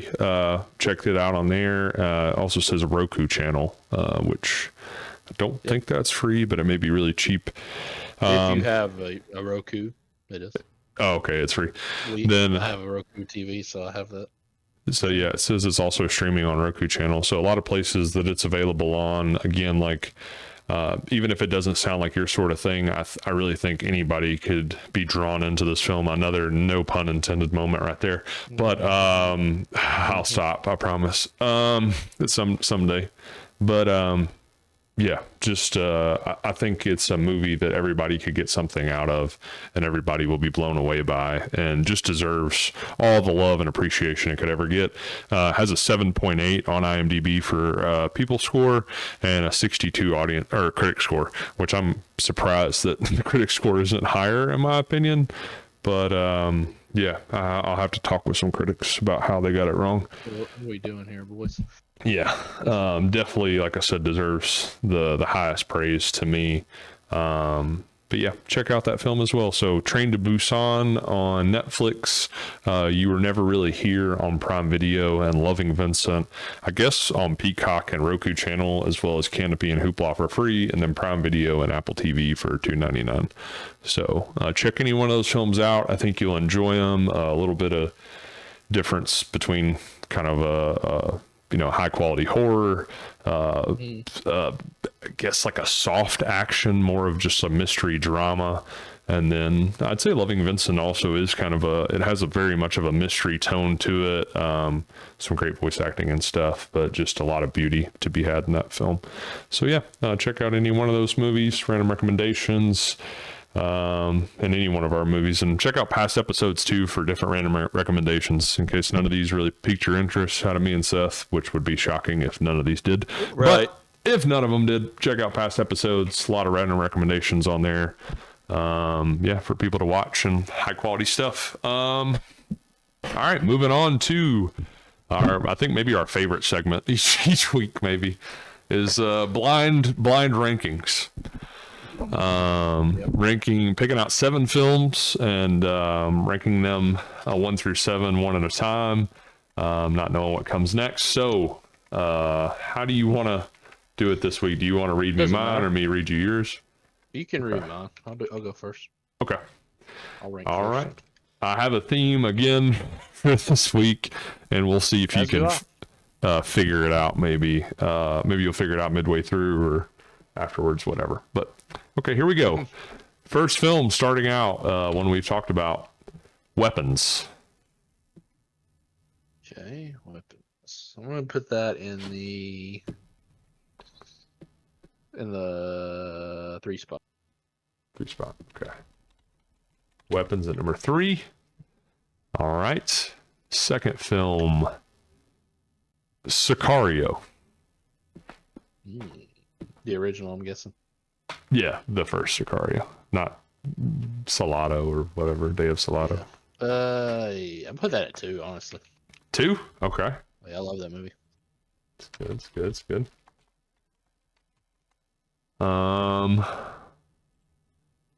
How about Dune 2?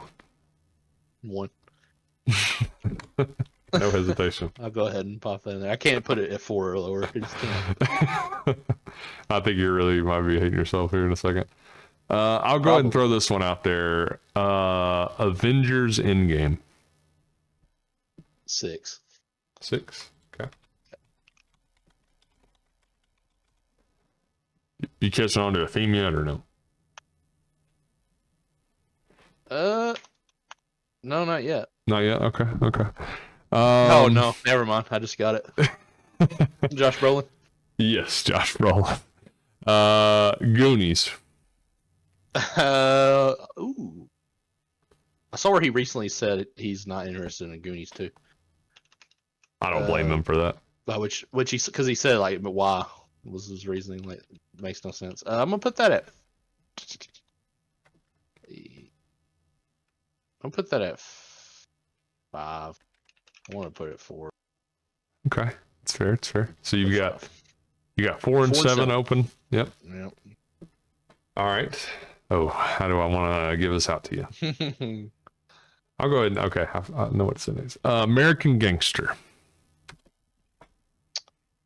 Yeah, that's not one of my favorite movies. More favorite. Not for me either, to be honest. Yeah, I honestly. Well, let me think.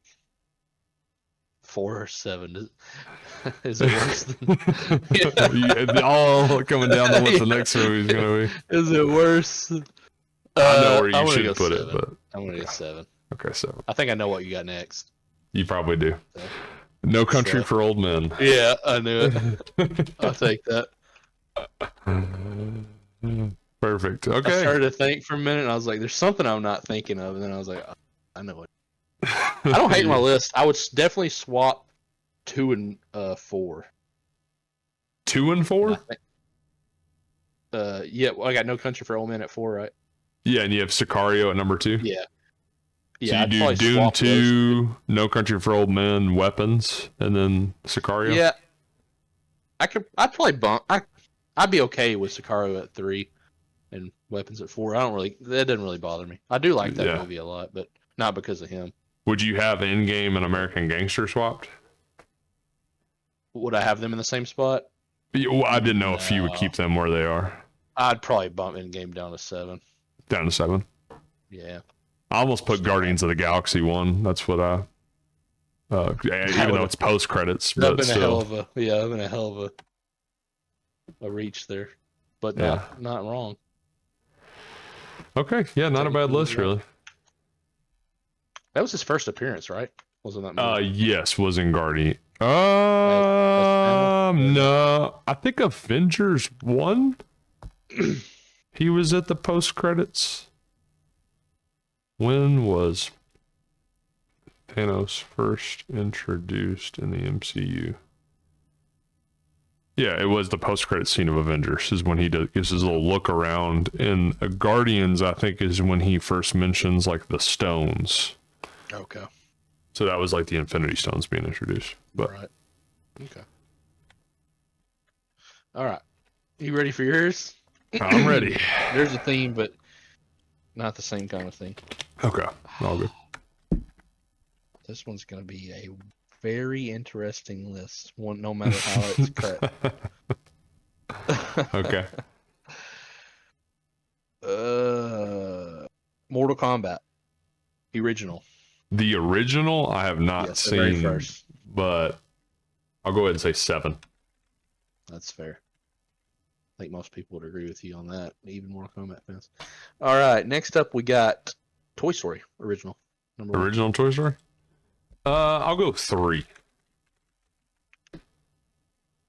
Okay. That one off. Next up we got 7. 7? Oh, ooh. Are these all films from 1994? Or 1990? 94 or 95. 5? Is it 1995? Grossing, anyways. So some of them might have Okay. came out late 94. Okay. 7 is 95. I'll say number 2 for 7. I could be my number 1, but I'll say number 2. Next up I got Dumb and Dumber. Oh, 4. Classic comedy. Love it. I'm Next a huge up, Jim Carrey guy. So you got 1, 5, and 6. I got something to talk about Dumb and Dumber after this list. Okay. It's very quick. 1, 5, and 6 open, and you got next up Jumanji. First Jumanji? Oh, Yeah. I'll go 5 for that one. Okay. I don't know how to speak. I'm not mad at my list so far.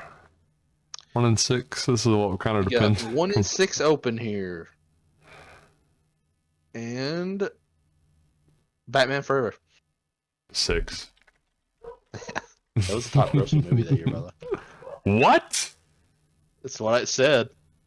The top grossing movie in 1995 was Batman Forever? Let me make sure, bro. That's what my list said. Yeah. I mean, yeah, you may be 184 right, million. but it's It beat- showing for me. It beat Toy Story by 40 million, roughly.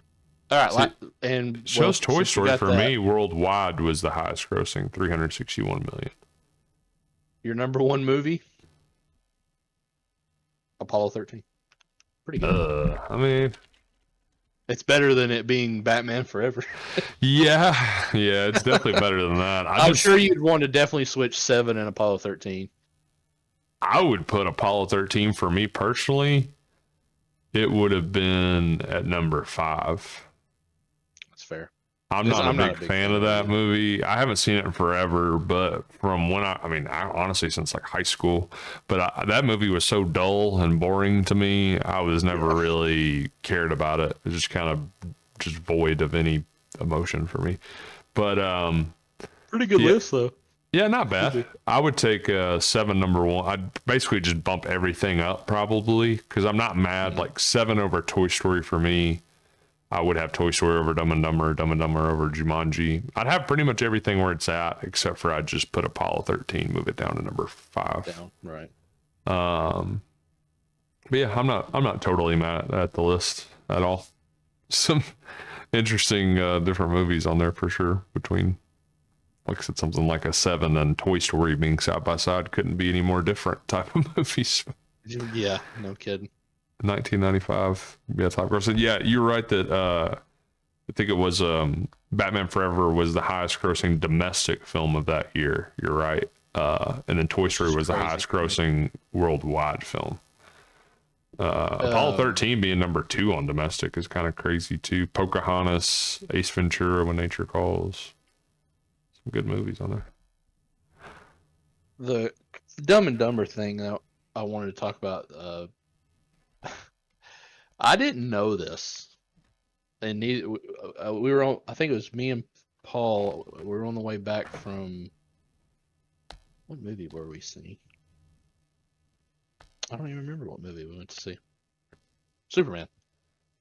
And we were. I don't know how we got on this, but I did not know that the Farrelly brothers that wrote and directed Dumb and Dumber also wrote and directed Green Book. Wow. Yeah. I did not know Isn't that that either. crazy? Blow your mind. They wrote Dumb and Dumber and directed it, and then 20 plus whatever years later, they won an Oscar for Green for Book. Green Book. Just two totally opposite ends of the spectrum. Yeah, it definitely shows how versatile their reach could be. Like that might be the most like crazy versatile thing in Hollywood I've ever heard. That is, yeah. Like one of the most beloved, if not the most beloved comedy movie, and then they win an Oscar for a movie like Green Book. To even still be around 20 years later in Hollywood is impressive in itself. Yeah. And to get Viggo Mortensen and Mashallah Ali. To be around, I guess, like in a whole different capacity. It's kind of, I mean, similar to what we were kind of talking about earlier with like Zach Cregger, between like him getting his start on Whitest Kids You Know, and now he's doing Barbarian and Weapons, like writing and directing, and he's become one of like, I mean, very quickly he's becoming one of the more prolific writer directors in Hollywood. I mean, I think we talked about before, Weapons sold for like something like $30 million on the script alone. It was so sought after. So, but a different sort of like genre switching, different genres, I guess to say, but similar in the way of like how you stay around that long in entertainment. Because Whitest Kids You Know was like mid 2000s. So we're talking 20 years later. Yeah, it seems like a lifetime ago. Yeah, and just a whole different lifetime for him too. But just crazy how you can still stay in the industry, but also be in there in a whole different capacity as well, and doing it so well. Very impressive. But that's an insane piece of trivia right there. Yeah, I just wanted to share that because I thought when we went to see Superman for the second or third time, whatever it was. I've figured that information out, and I meant to bring it up last week and completely forgot. That's awesome. That's crazy. That's crazy. Green Book's a great movie. Go watch that. Yeah. One of my favorites, honestly. Yeah, it's a 10 out of 10 film for me as well. Yep, no doubt. Great acting. It's not debatable. Viggo Mortensen's so good. Oh yeah, and Mahershala. Yeah, you mean Blade? Yeah, one day maybe. And another. Yeah, alternate reality. Okay, moving on to our last movie game. It's higher or lower. So, app that we have for IMDb ratings, pitting two random movies against each other, seeing which movie is rated higher than the other. We have to guess and see how much of a streak we can keep going. I'll go first this week since you went first last week. Okay, you want me to read them off for you? Yeah, you can just read them off. I'll read them off, and I'll read yours that way. Starting out funny enough with a movie from 1995, Die Hard with a Vengeance. I almost put that on the list. I actually have not seen that film either, to be honest with you. I've only seen the first Die Hard. I think so, yes. No. Okay, yeah. Okay. I think. It's the one, okay, yeah, it doesn't matter. That's with Samuel Jackson, I believe. Yeah, where that's a rough start to that movie. Yeah, Die Hard with a Vengeance or The World's End, or it's just The World's End with the Simon Pegg comedy. Oh yeah, the comedy. Yeah, dude, I feel like it's got to be Die Hard. That World's End's pretty funny, honestly. I know it's a part of that Shaun of the Dead, Hot Fuzz trilogy, spiritual trilogy, and you're right. Yep, Die Hard with a Vengeance, 7.6, and the other film had a 6.9, I believe. Okay, Die Hard with a Vengeance or A Beautiful Mind? Beautiful Mind. Beautiful Mind at 8.2, 0.6 points higher. A Beautiful Mind or a film we've already talked about on the podcast, Nobody. Beautiful Mind. Beautiful Mind, 8.2. Nobody, 7.4. Okay. Wow. Nobody or Requiem for a Dream? Oh. That movie is a trip. Never watched it because I'm afraid of it, honestly. Yeah. I think I don't know. I'm going to, Requiem for a Dream is my pick, but I was going to say, I don't know if I'd rather take a kid to see that or Weapons. It's pretty not a great choice.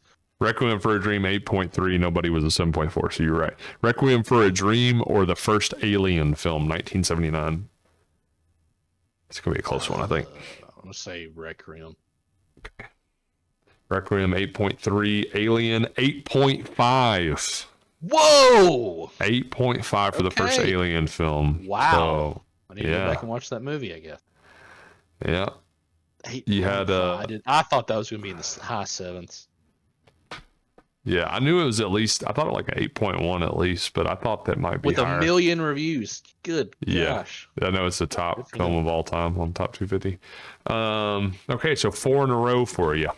So Yay! see if we can. I Definitely can beat did that. better last week. Yeah, well, Digging my no, softball neither one basket. of us did better last week on our first time We around. don't. That We was got- mulligan though. Obviously, we always get mulligan if we won. If you get 0 off the bat, you get a mulligan. You get a mulligan. Uh, All right, 4 to beat. Hopefully, you can beat me this week. Here we go. Are you ready? yep. Us from 2019 or Spider-Man: No Way Home Spider-Man: No Way Home. over Us? Yes. 8.2, 6.8 for Us. Yeah, that was not one of his well-received films, was it? I really love Us, and I think I actually probably would personally prefer Us it too. over No Way Home, but I know that No Way Home is incredibly highly rated. So Nostalgia, baby. yeah. So 8.2 for No Way Home versus, oh, I love this movie, Lord of War. Nicolas Lord of Cage. War, it's going to be No Way Home. Yeah. I'm going to say Lord of War is a 6.7. Random guess here. 7.6. I'm movie's dyslexic. good. I'm dyslexic. I love that film. I don't that even film. know this movie that's going against Lord of War. I've know it, but I've never even trailer for it. So Lord of War at 7.6, taking on The Island, starring Ewan McGregor and Scarlett Johansson, directed by Michael Bay. So that should tell you. I'm going to say Lord of War. Yeah, Michael Bay should have gave that away. Yep, Lord of War wins. The Island has a 6.8. Gotcha. So The Island 6.8, taken on Into the Wild, screenplay and directed by Sean Penn. Didn't know that. Into the Wild. 2007, starring Kristen Stewart. And Into the Wild wins. Shockingly, not really. 8.1 Into the Wild. Ooh, I'm It's a interested. high rating. The Sixth Sense. 8.1 for Into the Wild. Sixth Sense. I'm going to say Sixth Sense. I thought Sixth Sense came out way earlier. And Sixth Sense, it could be like an 8.0. God. Is it an 8.0? 8.2. 8.2? Oh my gosh. By. Oh Oh my my god. I almost just died laughing, but never mind. I thought this was something. So this, not because of the score. The Sixth Sense 8.2 taking on War of the Worlds 2005. 2005. I was hoping. Okay. Sixth Sense. I was hoping it was this new one. 6.5 was War of the Worlds, so you move on. Okay. All right, War of the Worlds 6.5 taking on Men in Black 2, the second one. If history, this is kind of War tough. of the Worlds. This might be the hardest one besides. Say War of the Worlds. Besides, it's got. Yep, 6 barely beat it by 0.3. Men in Black God. 2, 6.2. You talk about a softball. Men in Black 2, 6.2 taking on There Will Be Blood. Let me think here. There Will Be Blood. This better not even be close. Okay, 8.2. Thank God. Oh, one of both of our favorite films. There Will Be Blood 8.2 taking on Midsommar. Oh my God, There Will Be Blood. We know we both don't like that. 7.1 for Midsommar. I know it has a pretty good rating. Midsommar taking on a movie that I really just didn't like that much. Looper. Looper.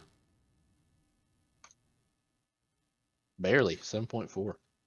I love Looper. That would be one of my random recommendations. I love Looper. I like Bryan it. Johnson. So 7.4 Looper taking on Guardians of the Galaxy 2014, the original. Guardians of the Galaxy. Yeah, I bet that's got to be almost an 8, right? Or is an 8. An 8 on the dot. 8 on the dot. Don't see that very much. Guardians of the Galaxy with an 8 taking on Ice Age: The Meltdown. Is that the? I think it's the second one. Maybe the third. I don't even know. Guardians of the Galaxy. Yeah. I almost just did that one for you. 6.8 for Meltdown. The Meltdown 6.8. Oh my lord. taking on Slumdog Millionaire, Slumdog Millionaire. a Danny Boyle film. With another just 8 on the dot there. I love that film. All right. Slumdog Millionaire at 8, taking on The Bourne Ultimatum. 7. Oh. That's I don't really like this. I don't like this. I think I know what it is, but this could be one of those. Gotcha. I think Bourne Ultimatum is the highest rated out of the whole trilogy, if I remember correctly. I'm gonna say Slumdog, but I may regret this. Oh, it was a tie. You move on. Oh, both wow. Both a flat 8. Wow. Wow. I think Identity is the second highest, if I remember. The Bourne Ulti at 8, taking on Ferris Bueller's Day Off. Whew. That's not really that easy either. Yeah, that one's intriguing, to say the least. I'm gonna say Bourne Ultimatum. Final answer? Final answer. Say Ferris Bueller 7.8. It is 7.8. Actually, let's go. On. Yep. Ant-Man and the Wasp taking on 7.8. I'll take Ferris Bueller. Yeah. 7. Solid 7 for Ant-Man and the Wasp. Not bad. Bad, honestly. Oh yeah, I forgot Walton. Last movie I ever worked on. You could have been in it, man. I probably was somewhere on the street. I've never watched that movie. I wanted to go back just to see, but during all the car chase action sequences, there's a great chance that I'm somewhere on the street with a Hawaiian shirt on. Nice. Somewhere. Never checked. Ant-Man and the Wasp with a flat 7, taking on Taxi Driver. Taxi Driver. Yeah, this is just getting too easy.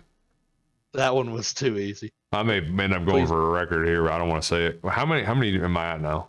You're at 17. 17? I thought like 14 or something. Okay. 8.2 Taxi Driver taking on Harry Potter and the Deathly Hallows Part 1.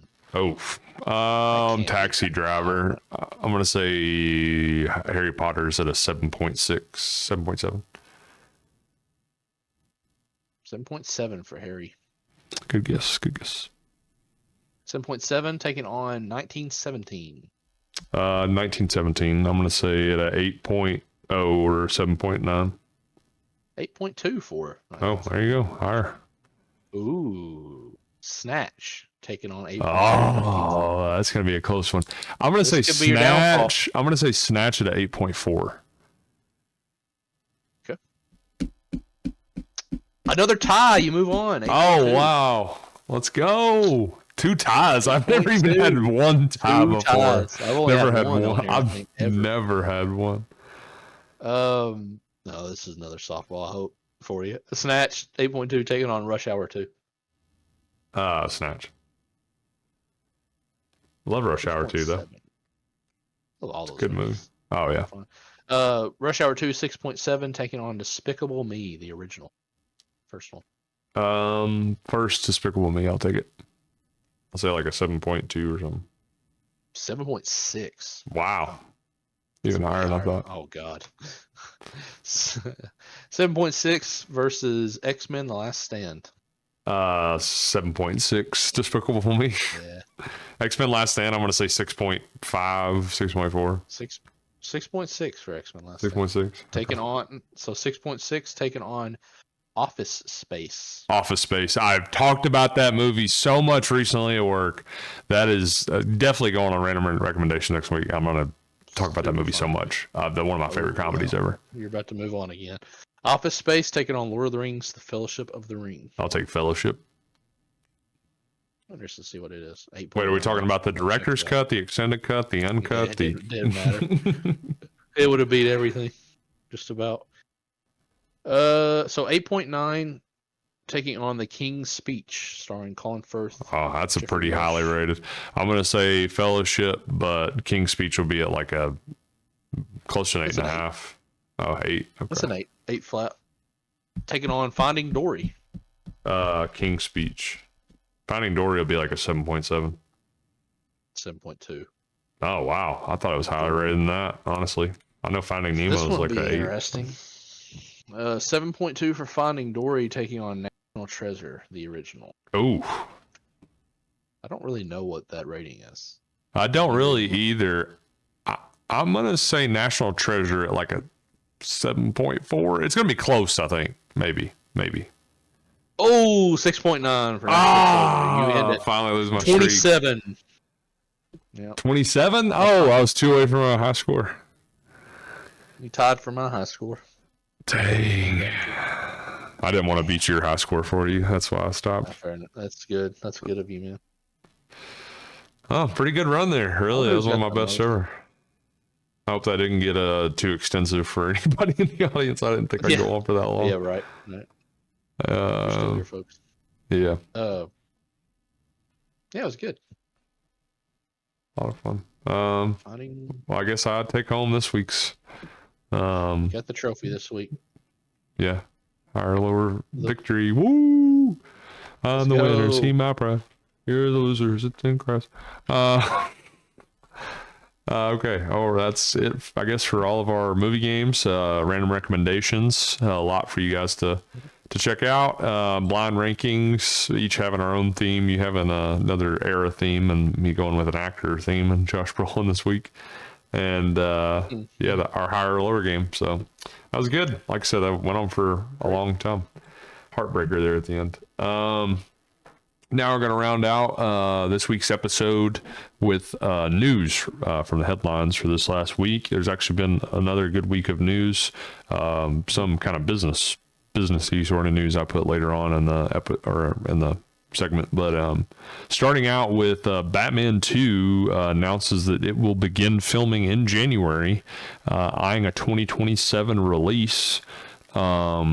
Also, just want to point out Robert Pattinson's run that he's had recently, going from filming The Odyssey with Christopher Nolan to the next Dune film, Dune 3, Dune Messiah, with Denis Villeneuve, and now going into Batman 2 production for it in January with Matt Reeves. Maybe the most sought after actor in Hollywood right now, especially for the most respected. It's either him or Timothy. Yeah, I think it's Pattinson myself. I think they just know that he can do anything. Like his range and ability. We're talking again. This guy's on a trajectory to go down as one of the best, if not the best. Look at just listen to these credits over the last however long. Mickey 17, The Boy and the Heron, The Batman, The Devil All the Time, Tenet, The King, The Lighthouse. Where's the other one I'm looking for? Good Time, great movie. The Lost City of Z, The Rover, and we obviously know how he got his start, but we're not gonna. Yeah, Twilight. I think the range that he has, like even just in voices, like you see like him portraying like Mickey 17 versus Lighthouse versus Batman versus Good Time. Like it's his range is really unbelievable, and like really without the need of much makeup and stuff. But I think we'll again only see more and better out of him like to come, and in a lot of productions. Like he's just again turned into such a respected actor from getting trashed on by the public with his start. But including me. Yeah, I mean he did do great in Goblet of Fire. I think that was like his true start. But anyways, Batman 2, everybody being really excited about that. No idea what's really to come. There's been a lot of rumors online, of course, even from the time that the first film came out. It seems like everybody's been they've been anticipating, speculating, all types of stuff for Batman 2. Just super excited to see whatever it is. I think the world that they built with that film and with the Penguin television series as well. I think they've created my favorite version of Gotham so far. For sure. I think we'll have to dig into more of Batman's character in the film and his development, as well as more of the villains within the world and more characters for me to say that it's like my favorite Batman universe in general.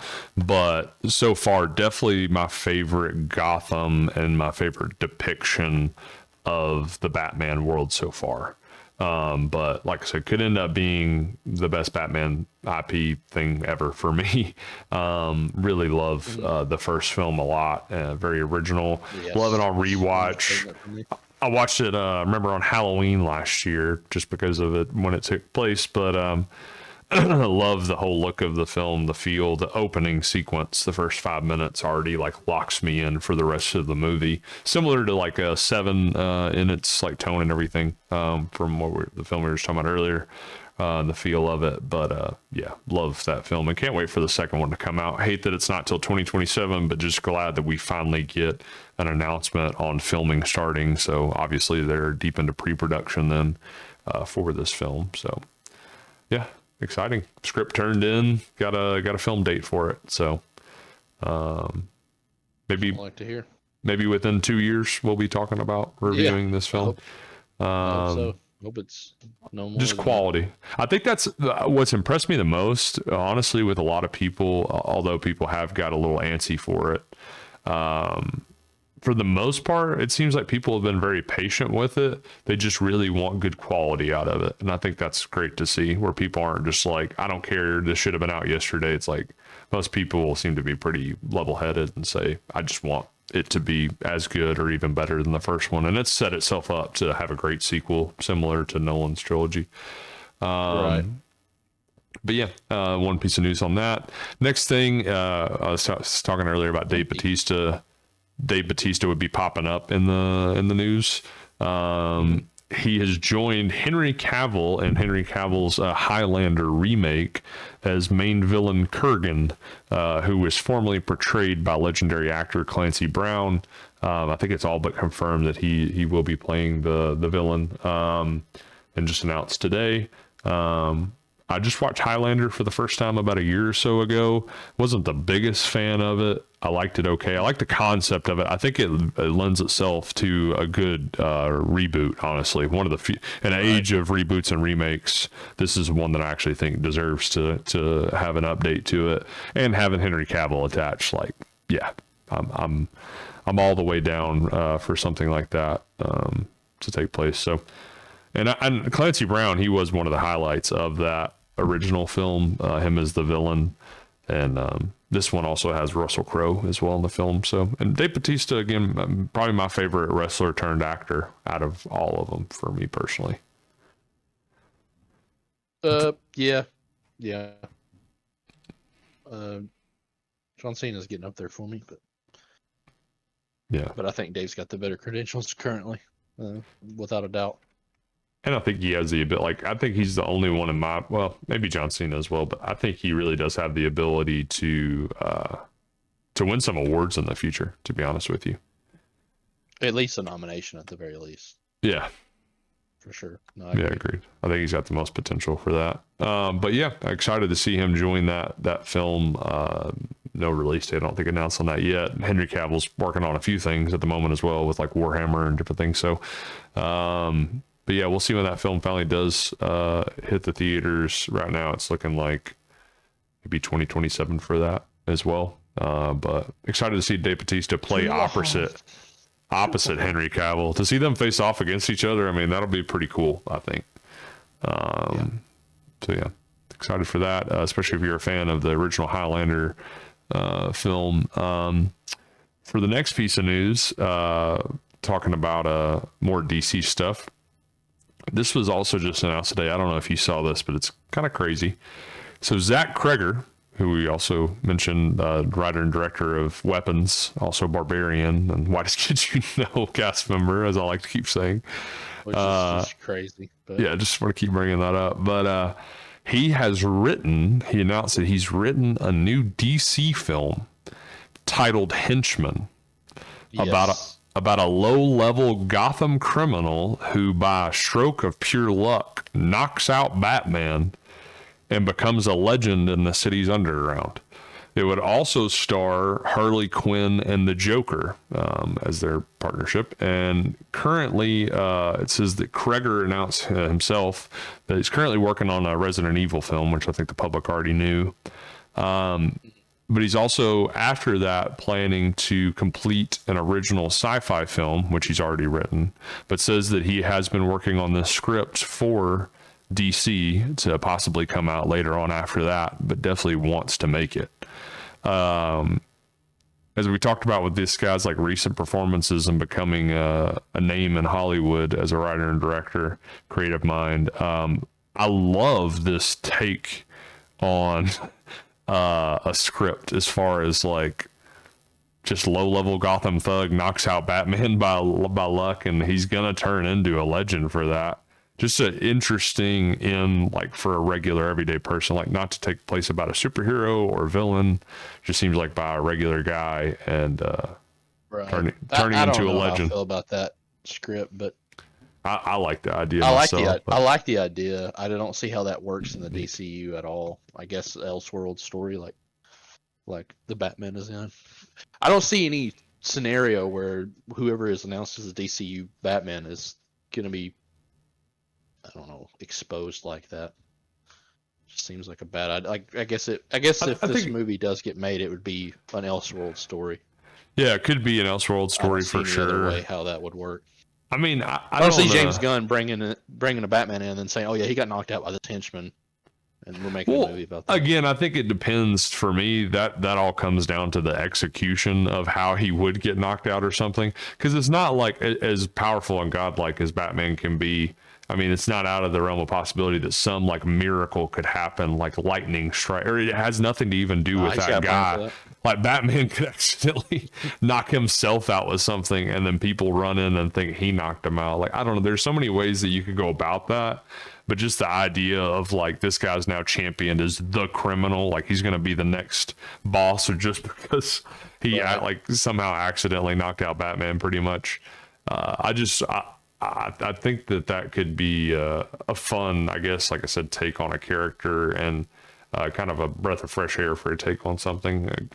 Just from a citizen's point of view, I feel like is how that would be. And him like running into these people like Joker and Harley, like threatening him or maybe wanting to recruit him as a part of their crew. Because they're like, you knocked out Batman, like you've done something we've never done before. Like, I just think it'd be really curious to see how this character would be interacted with people in Gotham just for doing that. Or even like maybe Superman would be kind of like wary of a guy like this, like he knocked out Batman, like, but turns out he has like no like again ability or anything. I don't know. I just think it's kind of funny idea, but him making a movie like that just would be very interested to see how that would turn out. But interesting piece of news on that end. Another piece of casting news: Matt Smith. Talk about a respected actor who is in The Crown, House of the Dragon as Daemon Targaryen, and Doctor Who. Doctor Who? Oh, you're gonna I already know what you're gonna say. Go ahead and say it. No, anyways. Morbius. Morbius, yeah. Still a respected actor despite Morbius, which has a lot to say. I don't think Jared Leto can say the same thing, but maybe he wasn't that respected before. But yeah. He's joining in. Matt Smith is joining in on Ryan Gosling's Star Wars Starfighter, which will be directed by Sean Levy, who did Deadpool and Wolverine. Also did the film Real Steel, underrated movie with Hugh Jackman. Yeah, it is. And Matt Smith will be starring as the film's main villain. Not much known about the plot right now. Just I think Ryan Gosling is supposed to be a pilot in it. New Star Wars film. I think it's the next Star Wars film that's supposed to premiere, which that IP has kind of been dead as of recently. It feels like, especially in the theater, it's been very cold. So great in the TV either. Yeah, so having Ryan Gosling be a part of it and Sean Levy attached, and now Matt Smith attached as the main villain. Or is it the next one, the Mandalorian and Grogu? Oh, you're right. Sorry. Yep, the Mandalorian and Grogu is the next Star Wars film. You're correct on that. That's getting a movie. Yeah, I just kind of forget that a lot of the time, and because that IP has kind of been cold for a little bit as well, and the last season didn't perform the greatest. Talk about a show that took off out of nowhere and then just crashed so quickly. Yeah, it is not retained the best out of all their IP, but yeah. Anyways, Matt Smith joining in. I mean, that makes me more excited. I'll say that for that movie to happen. Yeah. those two guys facing off against each other. And Sean Levy seems like a pretty talented director, and He seems like a good fit for that movie. Yeah, maybe a good in with Ryan Gosling. I mean, I just watched pretty much. He's one of the actors again that I'll watch most of the stuff he's in. I mean, he's and he has really good range as well. Talking about actors who do have range, so yeah. Despite the shakiness of Star Wars in the last decade, I would say I am excited for this film, and Matt Smith being added on is great to hear. Very good actor. Okay, so moving on to kind of some different side of news instead of just casting or different things. Some, I guess, more businessy type news. AMC announces, it's looking like AMC will possibly be shortening their previews before the films that they show due to backlash from the public. And also from the studios as well. Yeah, and this comes shortly. That means one trailer less. Yeah, possibly, or one less promo or shorter promos. I'm not 100% sure myself, or maybe they'll start showing stuff earlier, before the film even starts. It's something like that. They used to show all their local and their AMC ads before trailers even started. Now they don't. Now they wait till the trailers start and then they show theirs, which adds another like 5 minutes. I mean, there's even a local theater here that mom and pop sort of theaters that do the same thing. I don't see why they couldn't do something like that. Maybe that's what they will be doing. It's not 100% sure that they are changing up the way that they're doing things. It's just like 2 months ago that they announced that they were doing more of their own advertisements and more trailers, and that they added the prompt on the app, or when you buy a ticket, that movies will actually start 25 to 30 minutes late, that they'll be delayed due to promos and stuff like that. And now it's turning around that they may actually shorten that. I don't know. My main question for you really is, how important do you think this issue is for the theaters and the everyday moviegoers? How much do you think it affects whether people will or won't go see movies or not come back? Like, does it agitate, do you think? I think for me, at least, it seems more of like changing this all the time and not having a way to go about it is more annoying than anything. I don't think it's going to affect anyone like too much. I think the people that are going to go to the movie are going to go. I mean, obviously, if they just got crazy with it, 45 minutes or something crazy, I'm sure. Yeah, I think 30 minutes is about the max amount people are willing to stomach. Yeah. And it hasn't. I don't think I've had. I think the most I've had has been 25. When I usually time it. Sometimes it might get closer to 30 every now and then, but not very often. It's not gonna. I'm still gonna go to the movies regardless. But I don't think it's going to deter many people if it stays where it's at. And I don't think it's going to. I don't want to say this. I don't want them to change their mind, but I don't think it's going to bring anyone else in if they shorten it. Yeah, I don't. And again, I think it's been some of the studios that have been maybe complaining about it, but I'll say this: I really don't mind at the state of where it's at right now for that 25 to 30 minute delay. I've gotten quickly adjusted to it. I mean, I was kind of adjusted to something like that before, but I kind of like now that they at least say, like, it's gonna be this long. Before, you were kind of having to guesstimate, and if you went to a lot of movies, it might be shorter. Yeah, if you were like me or you going to a lot of movies, we kind of knew, but I like now that there is a consistent delay, and so it's like, okay, I know I can be 20 minutes late and line it up just about perfect for the movie to start. We did that yesterday with both movies we saw. When we saw Weapons, we walked in as Nicole Kidman was walking onto a puddle. So, I mean, it was perfect timing on that. Right. And then for the other film, Naked Gun, I think, we watched like with 2 previews left. We got the end of a Running Man preview. And then they showed a preview for that Roof Man or whatever movie with Channing Tatum coming out. Which, oh my gosh, that looks awesome. It looks amazing, and I've seen nothing about it. Yeah, they showed that in the Naked Gun. I hadn't either until that trailer, and it looks so good. And that goes back to what I was talking about earlier about the frequency of comedies and stuff coming out now. Like Running Man and that alone look like 2 like good like comedies, but they also have other elements within it. But yeah, especially the really Roofman thing. That looks like that's going to be super. And True Story, I mean, True Story definitely lands a lot of people. Yeah, like you said, that it does land.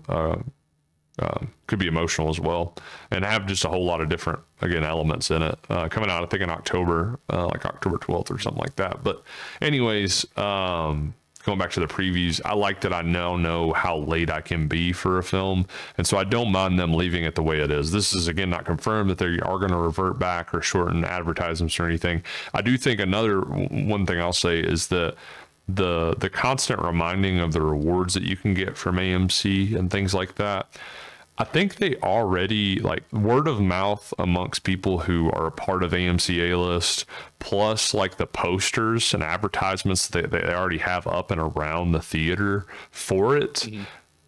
Maybe it's redundant to have like 2 to 3 advertisements before the movie to try to sell people on that. I don't know.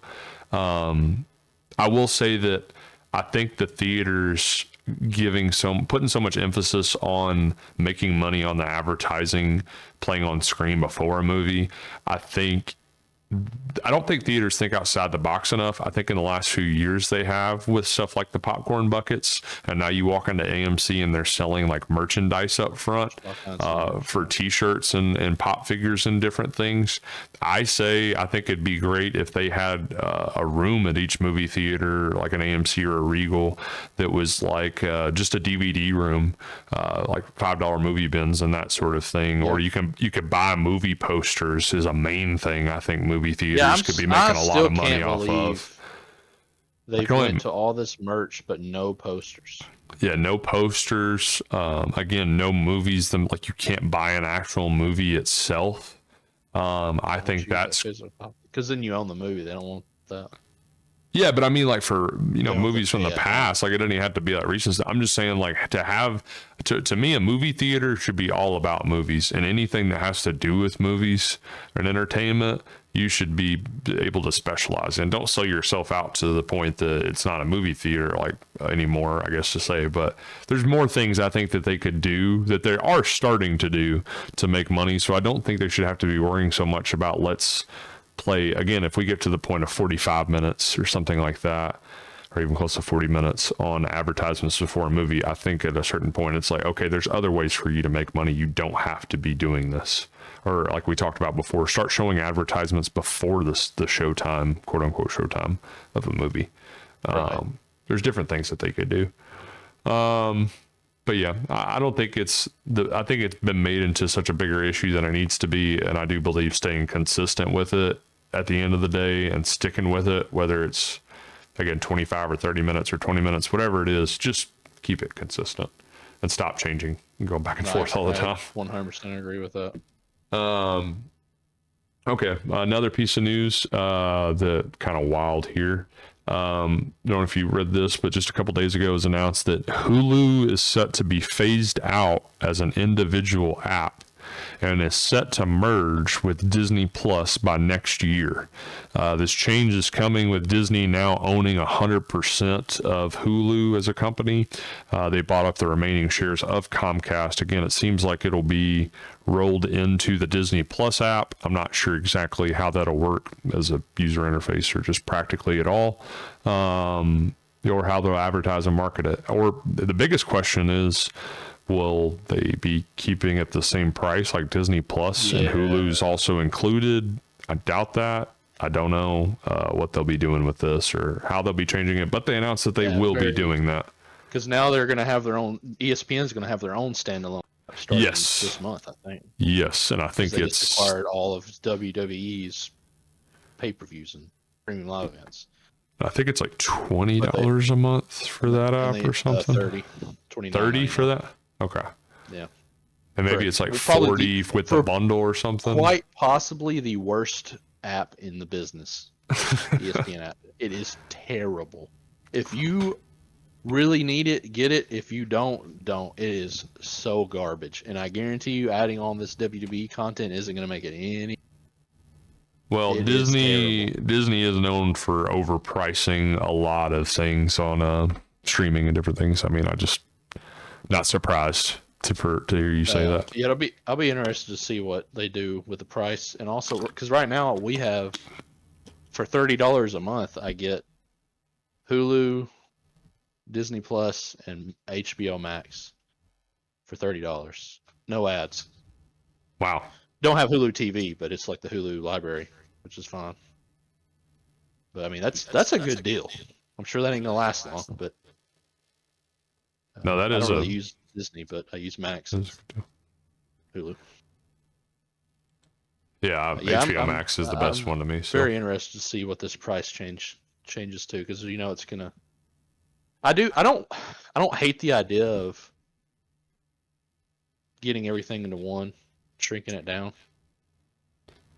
But I do hate the idea of I don't really use Disney, so it's gonna be like, well, I'm paying extra for something I don't really want anyways. But yeah. I get it. Yeah, it'll be interesting to see how they implement almost like it. we used to have this other thing that we could use called cable. So everything's just starting to go full circle. Yeah. But anyways. Yeah, it'll be interesting to see how, like I said, how they implement that, how it, again, practically works. Will it be like you log into an app and it prompts you for Disney Plus for adults, Disney Plus for kids, Hulu for kids? I don't know if it'll all be on the same, like, browsing. Because they already have, like, you have to have like parental controls on for kids on Disney right now because they have like Deadpool. That's what I mean. That they've already split it up between Disney for kids and Disney for adults. So then how do you do Hulu as well? I guess maybe they split up Hulu's catalog between like more for children stuff, and they just add it to the Disney Plus for kids, and then all the adult stuff just goes to the Disney for adults. I have no clue. And like you said, the price point of how that'll all work. I mean, to me, if Hulu costs so much and Disney costs so much, and again, they've already been bundled together, I would just think you would maybe charge a little bit more for the one app. I mean, the crazy thing to me that would satisfy everybody is if you did just merge the two and kept it as one, like the same price that Disney Plus is already at. But I doubt that. Again, Disney will price gouge, and as you talked about with the ESPN app, I think you're also talking about like technical difficulties and stuff that they're having with that app, as Disney Plus has kind of had in the past. To me, like, I just never think that they make the best apps. Hulu is probably their best one that they have out of all the ones. I mean, in my opinion. Yeah, but without a doubt. Even as far as content goes as well. But yeah. Okay, now on to our last two pieces of news here, both involving the same company, actually. Is Warner Brothers news. Warner Brothers is announced their new plans for how they're going to be releasing films going forward. They plan to release 12 to 14 theatrical films per year, so films in theater. How they're splitting it up is, so between that 12 to roughly. Yeah, about 3 a month. And I think they said that this year it's going to round out to 11 films for Warner Brothers in 2025. So it'll be 1 to 3 more films. One film, though, that I think they only distributed, they said they just distributed and they didn't like actually produce. I'm trying to remember which one it was. It's actually like a Disney film or no, it was F1 is what it was. They distributed F1, but Apple TV was the actual producers of it or whatever. So that counts as one of their 11 films, quote unquote, for the year. But 12 to 14 theatrical films moving forward for Warner Brothers, as great of a run as they've had this year with their movies and original content and everything. I think that's great to hear overall. Yeah. But how they said they're splitting it up is DCU will release 1 to 2 films per year, which I think is about what we expect. Yeah, I'm okay with that. I don't really want more because that makes me worried. Yeah, too much. And then 1 to 2 Warner Brothers Pictures tentpole films, which are just primarily it says they're utilizing their most well-known Warner Brothers IP, so different IP that they own, like a Barbie or something like that. So that'd be 1 to 2 films a year for that as well. 3 to 4 New Line Cinema releases. This includes their horror lineups. 3 to 4. So that'll actually be the most out of any category that they do release per year. They'll also be releasing 1 to 2 Warner Brothers animation titles each year. Okay. And then the last thing they said was just a select number, so 1 to 2 or something like that, of moderately budgeted original films is what they called it. So something like a Sinners, something like a Weapons, like that, coming out each year, which people are like, more of that, please, which I'd also say right now too. But yeah, I was just gonna ask: does this newly designed slate excite you at all? This announcement, or how many films they're going to be releasing? What type of films? Yeah, I like to be in the know. I think that's nice.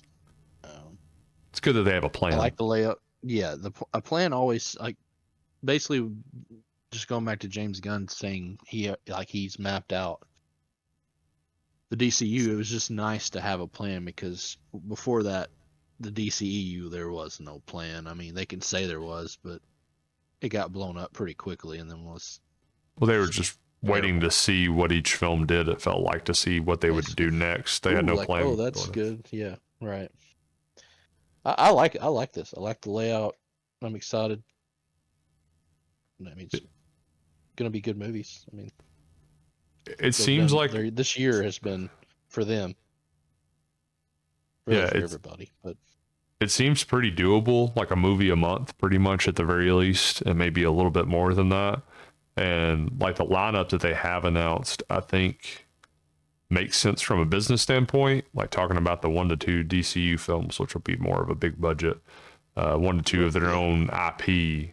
But then, like doing more of the horror stuff and the New Line Cinema, that being the biggest category. I mean, that's usually lower budget and higher reward for those films. So from an audience standpoint or consumer standpoint, also from like the business standpoint, I think it makes sense all around. And I think it's very doable, and having a plan going in just gives you something to look forward to. You know what you're getting into with Warner Brothers going forward.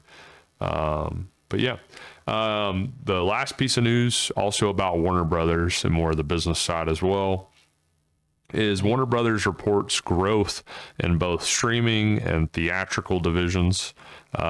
Says that a new report from the Wrap says this: the streaming business saw revenue growth of 9%. So for Max, 9% to $2.8 billion.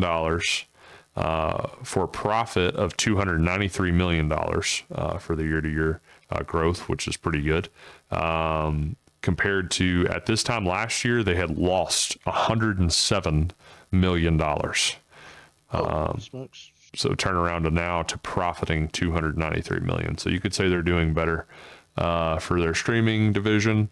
And it says due to HBO Max continuing its international expansion. The company added 3.4 million streaming subscribers to bring its base to 125.7 million globally, which is pretty good. Growth partly driven by the service's launch in Australia in the first quarter is what it says. Meanwhile, studios grew revenue 55% to $3.8 billion in last year, which is awesome. Good gosh. Operating profit came in at $863 million. So streaming profit, $293 million. The actual theatrical profit, $863 million. That is up from $210 million a year ago. So, oh my gosh, that is over quadruple, over 4 times of what it was at last year. Yeah, pretty solid. So this is due to the strong performance. Due to the strong performances of films like a Minecraft movie this year, Sinners, and Final Destination Bloodlines. And again, they just had something like Weapons come out and overperform on a smaller budget. It said it resulted in a 38% increase for theatrical revenue. So 38% increase for theatrical revenue and 9% for their streaming revenue. So just to go to show that one of the biggest studios in Hollywood performing so well in the last year compared to the year before, it seems like films are just getting better quality and more revenue overall. It just seems like the health of Hollywood is looking pretty good right now, judging based off of Warner Brothers at the moment. I know in some other divisions that they hadn't done the greatest. I was trying to think, it was like their licensing or getting into even deeper the business side of it, but just judging it from a streaming standpoint and from a theatrical standpoint, especially that's what I love to see the most on this is how much better their theatrical stuff is doing. I know streaming is a newer business. Theatrical is a little more tried and true and has history behind it. But just to see like theater, like a theatrical revenue growing 55%, again, going from $210 million of profit last year to $863 million. Like, are you kidding me? That's awesome to see for studios and for Hollywood and movies overall. It's just awesome. It's just a good feeling. Makes you feel good about the future. Yeah. Definitely ending on a positive piece of news for Warner Brothers. I mean, I feel like we've talked about them every single week on the podcast when it's come to box office breakdown. It's always been Warner Brothers at the top or towards the top, and some of the best quality films overall. Yeah, just awesome to see, and more stuff on the way for them, as they've talked about with their slate coming up. So they're really, I think, as far as the big studios go, they're one of the more, if not the most reliable one. I mean, Max to me, again, is like the best streaming service. If you said I can only have one streaming service, it's going to be Max or HBO Max or whatever the heck it's called now. It's just insane. And they almost never miss on their shows. You get the Warner Brothers movie division, and you're also getting like HBO television shows. Like, you're getting the best of both worlds. Their lineup of content, it may not be as like deep as something like a Hulu or Netflix, for all I know. I don't know how like deep their catalog goes, but I know that the quality of their catalog is like top notch. Blockbusters, original films. Really. No. We're talking Game of Thrones. We're talking Sopranos. We're talking The Wire. We're talking Succession. We're talking those three alone right there. Just what can you do again? How can you beat that? Top tier television, top tier movies, like entertainment all around. I mean, just everything. It's just. So yeah, I'm just like I said, really excited to see them doing so well, for Hollywood to be doing so well, for this summer of movies to do so well financially, but also like excite us and entertain us and move us so much. Like, it's just been a different period or different chapter, it's felt like, for movies as of recent, where with the pandemic and following all that, it did feel like kind of doom and gloom, and theaters may not even exist anymore was a feeling that we had for a long time. Yeah. So it just feels so good to keep reveling in like the positivity and the success of films and television entertainment and all of it. It's awesome. It's really cool. Absolutely it is. And I know you've gotten to enjoy it. I think you may be like competing with people to see like the most movies that come out in theaters this year. Do you even know what you're on now for how many movies you've seen this year? 38. 38? So, I'm sure there's somebody that's blowing me out of the water, but yeah, I have seen 38 this year. Oh, I'm sure. And I'm sure people are going to repeat viewings, but I mean, that's over a movie a week for sure at 38. Yeah. I'll probably end up last year I ended right at 50 on the last like day of the year almost for Nosferatu.